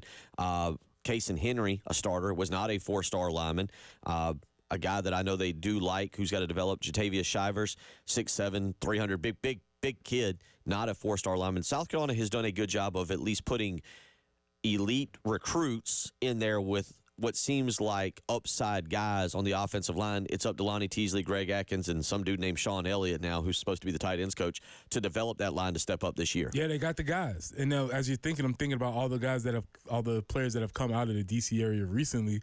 Yeah, maybe Maryland has a right to feel a little bit slighted, but Mike Loxley, get on your job.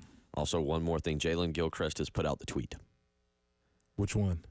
He's going to shock the world with his pick.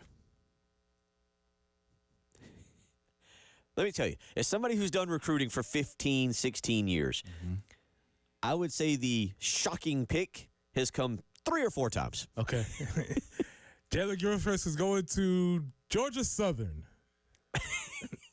Not going to shock us that much. That would be the Again, his 3 were Georgia, Maryland, and South Carolina. If you shock the world, that's not Georgia, maybe just because they're not considered. Maryland, all right, we kind of think you go in there in South Carolina.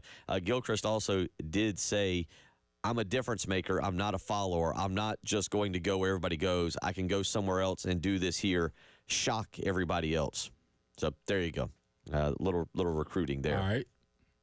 There's some message board mayhem for you with Jalen Gilchrist. South Carolina does have a big recruiting weekend. Kendall Daniels, a safety out of Virginia. You can see something that's kind of building here with South Carolina going into that area. But South Carolina has got a big recruiting weekend. You don't want to go 0 for 3 on this thing, but South Carolina right now, 3 guys to keep an eye on. Kendall Daniels, a safety, a 4-star safety, again, out of Virginia, supposedly down to South Carolina, Virginia Tech, and Clemson. A lot of people seem to think that Daniels is the most likely of the 3 to be a Gamecock. Jalen Gilchrist, as I mentioned. Daniels, by the way, is expected to make his commitment at some point today. Hell McGranahan with thebigspur.com, not sure of an announcement time just yet. Jalen Gilchrist set for 4 o'clock tomorrow on the 24/7 Sports YouTube channel. And then Jared Smith, the 5-star prospect, top 20 prospect nationally. This would be the equivalent of landing another Dylan Stewart. Jared Smith, 6'6.5", 235 pounds. Again, number 2 edge player overall in the country, number 19 player overall, down to South Carolina and Auburn. Most think he's going to stay home and go to Auburn. It seems they've turned the tide there. He was at their Big Cat weekend, cookout last weekend. So a lot of people believing that Jared Smith will go to Auburn, but keep an eye on that tomorrow, 6 o'clock. South Carolina had been in kind of a good position before Auburn really made a push there and maybe turned up the heat. And in that situation, we will say it. Yes, I think it is indeed NIL money. Auburn just throwing around the NIL money. 803-404-6100, how you can weigh. We'll get back in. We'll get into that defensive discussion. Preston's got a theory on why Debo Williams is carrying a football around like a loaf of bread. I have a theory. We'll get into that. You're listening to Bill Gunner, Preston Thorne, producer Ed Bird. It's the early game.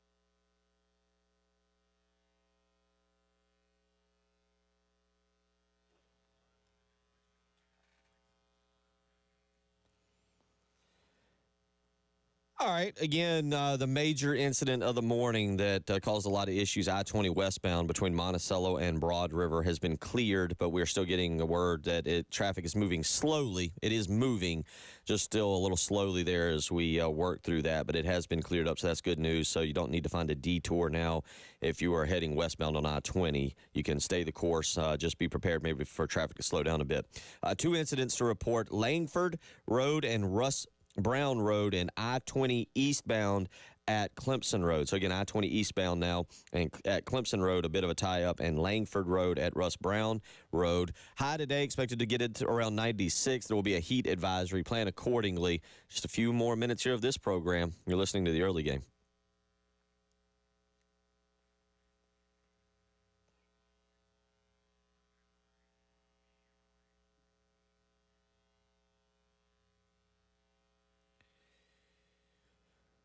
.36 as the football team starts to get ready for, South Carolina's football team starts to get ready for their first practice of the season. Helmets today, Preston Thorne. 2 days of just helmets, 2 days of shoulder pads, and then that'll put them out about midweek next week to go full pads and start the hitting and all those great noises you made just a little while ago. So we'll do that, and good luck to all the high school players who are getting out there today for their first day of practice as practices get going across the state on the high school level as well. Yesterday at South Carolina was media day, essentially. Heard from players, heard from coaches, and let's let you hear a little bit. This is going to be clip 20 here, Ed. This is Clayton White discussing what he wants to see in camp this fall. The biggest thing I want to see really is just,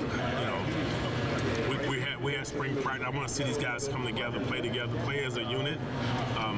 Obviously, I want to see us go out there and have fun tomorrow, fly around. We don't have a lot of snaps tomorrow, but I want to see them, the hard work they put in, and watch them run around and make some plays, get a couple turnovers here and there. Don't have a lot of plays, so, the chances are kind of slim, but as far as we get going, I want to see us continue some of the trends that we have and improve on the things that we need to improve on, be very multiple and use our depth, our size and our speed, and let's just be, a good group that goes out there and just every single day, every single practice, we're talking about the process, what it's going to take for us to get to the end.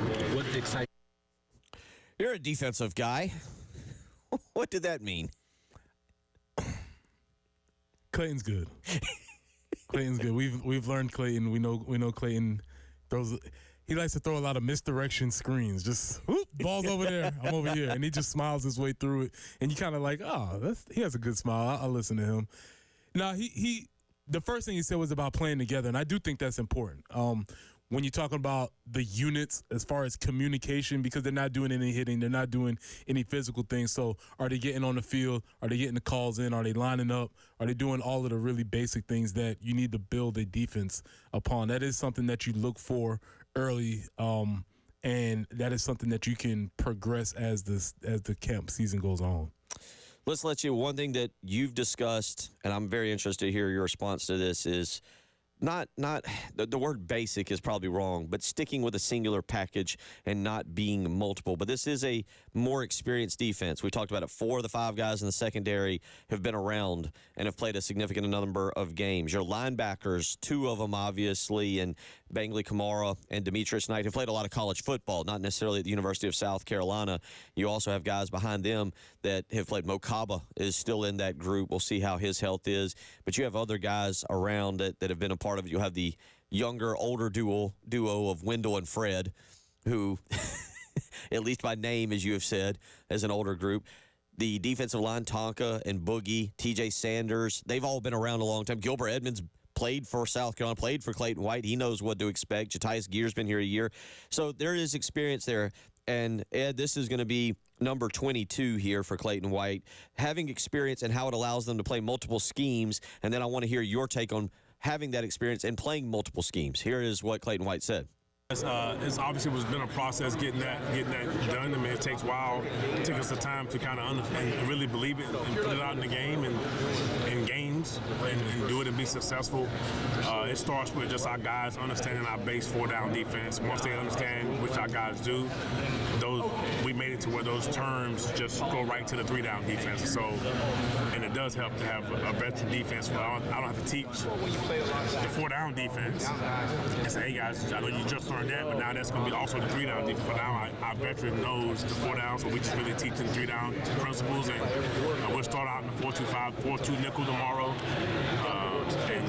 and then we'll transition over to our 3-down stuff from day 3 or 4. Okay, so let me decipher that, translate that. So we will be a 4-man defense. That is the base defense. 4-2-5 nickel defense is the base defense. That is what they will line up in, and I assume when they say that, that is what they will go to when they can't figure out what to call or when things are going bad or whatever. They'll always be able to revert back to that 4-2-5. He did mention that they have a 3-man package. Now, having a package is different than what they did last year because essentially they started playing a 3-man defense. Having a package is like we like to do this on on occasion. I'm interested to see what that looks like and what the percentage of snaps is between them playing what we consider their base defense as opposed to the special package that they have for a 3-man defense. Is that getting too multiple where it gets confusing, or is that coaching, or is experience there play a factor that they've kind of done something similar to this? Ooh, that is a solid question. There's nothing wrong with playing a base defense and getting really good at that defense and being able to adjust out of that defense. Oftentimes, all the great defenses you hear, they played a defense. They were able to do different things in those defenses, but great defenses tend to have a thing that they do and make offenses adjust to that. Don't love having to make too many adjustments to what the offense does. It feels, I'm just asking, and I might be totally misreading this, that two particular linebackers, Bam Martin-Scott and Jerron Willis, are not quite big enough to be true defensive end edge guys. They are big enough to be kind of an edge guy in a 3-3-5 where you can walk them down and be a stand-up guy, and that's where your 3-3-5 all of a sudden comes more into play. Well, that's so again, I'll go back to one of the greatest I've ever seen. I played with Kalimba Edwards. Kalimba Edwards played outside linebacker in the 3-3-5, which was our defense. But all he had to do was just walk up, put his hand on the ground, and now we had a 4-man front for special passing situations, or if we wanted to give a little bit of a different look. There wasn't any substitutions. All 11 men still stayed on the same field. It was just giving a little bit of a different look by adjusting one person. That's very different than saying we have this package with these people and this package with these people, and we have different calls. All our calls stayed the same. It was just a matter of giving a slightly different look. So I say all that to say I'm not sure what this means or how this will look in Clayton White's defense. 803-404-6100 if you want to weigh in here as we head into what will be a very interesting preseason camp, because I don't know, was the defense better at the end of last season or the offense is worse? Is the wide receivers who's going to step up there? What does this offensive line look like? There is so many questions that we will not have answered because we can't watch practice, but we'll get a lot of fun answers from coaches, I think. I think we'll get a lot of content from that. We'll come back. We'll wrap up the Friday morning edition of the Early Game. You're listening to Preston Thorne, Bill Gunner, producer Ed Bird.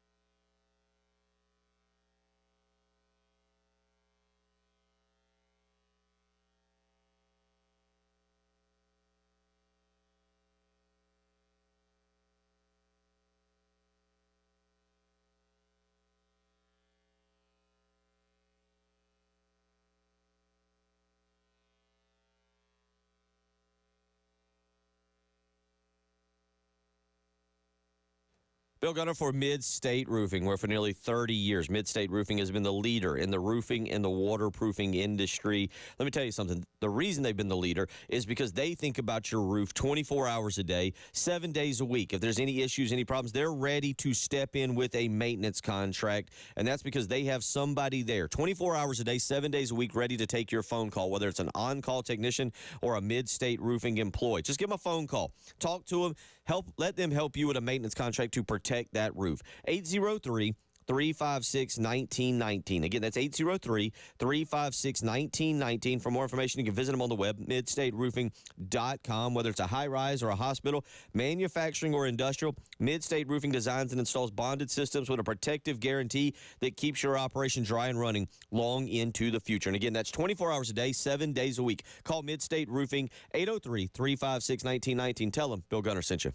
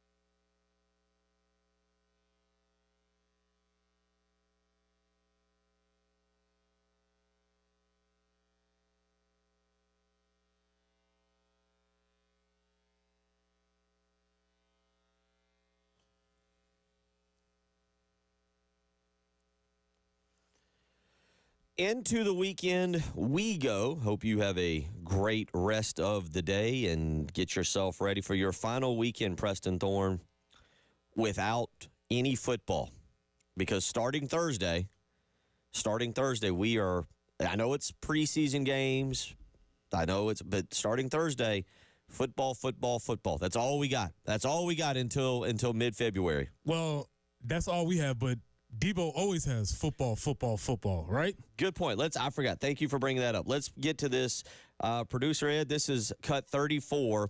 This is yesterday, Debo Williams, on why he carries a football everywhere. I always got a football. I mean, this is my life. I got a couple at the crib. I got one in my locker. I keep one in the car. I just got it with me at all times. So. Why do you keep it with you at all times? Football has changed my life, you know. Like, coming up, my mom would tell you I was a bad kid, and I was able to put that energy into football, you know, and I put everything into this now, you know. I call it, people call it plan Bs, plan As. This was always plan A. I don't focus on plan B. Plan A is we're going to make this happen, and then we go from there, just like that. So I put my... All right, number one.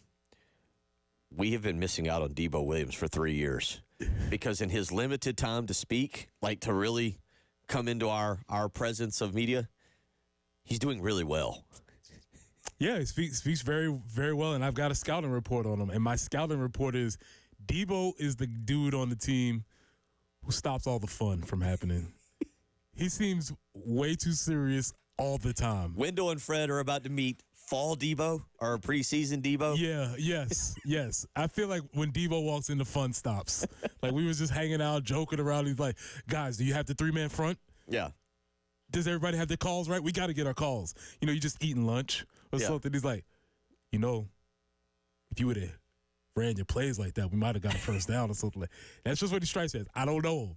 It just feels like he's very serious all the time. But he's going to be the guy today that Wendell, Gregory, and Fred, or whatever we called him, Jay Johnson. I don't know what we're calling the other linebacker. We're going with Wendell and Fred for right now. But they've gone through spring ball. It was relaxed. They were learning. They'd make a mistake. Debo like, it's cool. You got to read the gap here. You got to read this guy. Today they're going to be like, and Debo's just going to snap on them. Yes, definitely will snap on you for missing your gap. guys, we're not taking this serious enough. I bleed for this. Yeah. You don't understand how important this is to me. Who was it? Who was the player for? Was it Ed Reed? Yes. I'm hurt, dog. Yes. Don't ask me if I'm hurt. That's him. That's him. And that leads to greatness. You need that guy on your team. I'm just saying that guy, not so much fun off the field. I just got a sense. I got a sense that he's just like, guys, playing football, playing video games again. Yeah. You could be watching film. I'm in here watching film. What are you guys doing? It's either that or he's the guy who invites everybody over to play video games, but then when they mess up on their assignment in the video games, he's pausing it and looking at him like, no, let's rewatch that film and let me show you where you messed up in your video game breakdown. Yes, and to be very clear, you need this dude on defense. You don't want this is who you want to be your middle linebacker. You want somebody who lives, breathes, eats football. That's exactly what you want for sure. It'll be interesting. He's shown some swagger, and he's shown. I mean, look, he seems like a leader. South Carolina's had leaders on defense. Have they? Everybody pines. Everybody wants that DJ Swearinger mentality. We'll see if Debo Williams has it. And I think with your middle linebacker, that guy, that's what you want. There's a little, by the way, there was a little bit too much of a similarity there between what Debo's saying, carrying a football, the linebacker mentality, and what I saw from the program. You had Omar Epps carrying the football, and then you had the middle linebacker that he gives his mom the door knocker for the door he's going to buy her, and he's the very serious, like, football's my life. Yeah. I'm going to change it. I get it, and I'm not picking up, but, yeah, there's a lot there that you're like, all right, now you got to back it up, because I think he was talking historical and donuts and all these fun things. I think he was donut guy there. At maximum intensity at all times. He's just the dude who's like, oh, boy, here comes Debo again, coming to talk that football stuff. Yeah, we'll see where it goes, though. We'll play more. We got a whole bunch, and we'll get into a lot more of this next week. Get into some Rocket Sanders a little bit, Nick Harbor. Hopefully nothing happens in practice, because you remember the past couple years, things have happened very early in practice where it derailed the season, whether it's Luke Doty getting hurt or. That's a good point. So hopefully when we come back on Monday, we'll just be playing these same old clips.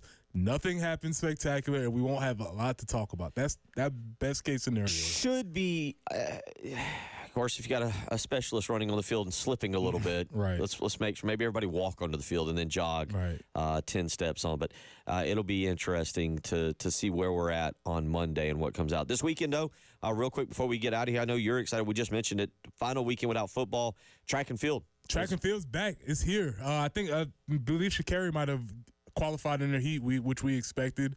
There's a couple of other folks that'd be looking for, but they sort of say, they save the track towards the back end of the Olympics, because you get to see those significant, tremendous athletes go out there and run blazing time. So track is here. That'll be a lot of next week, because you're right, we transition kind of out of the swimming and into the track and field over there in Paris, and should be, again, a lot of fun to break that down. I'll be in on Monday and Tuesday, and then have one of my final vacations for the year, providing that South Carolina does indeed make a bowl game. So I'll be out Wednesday, Thursday, Friday, and the following Monday.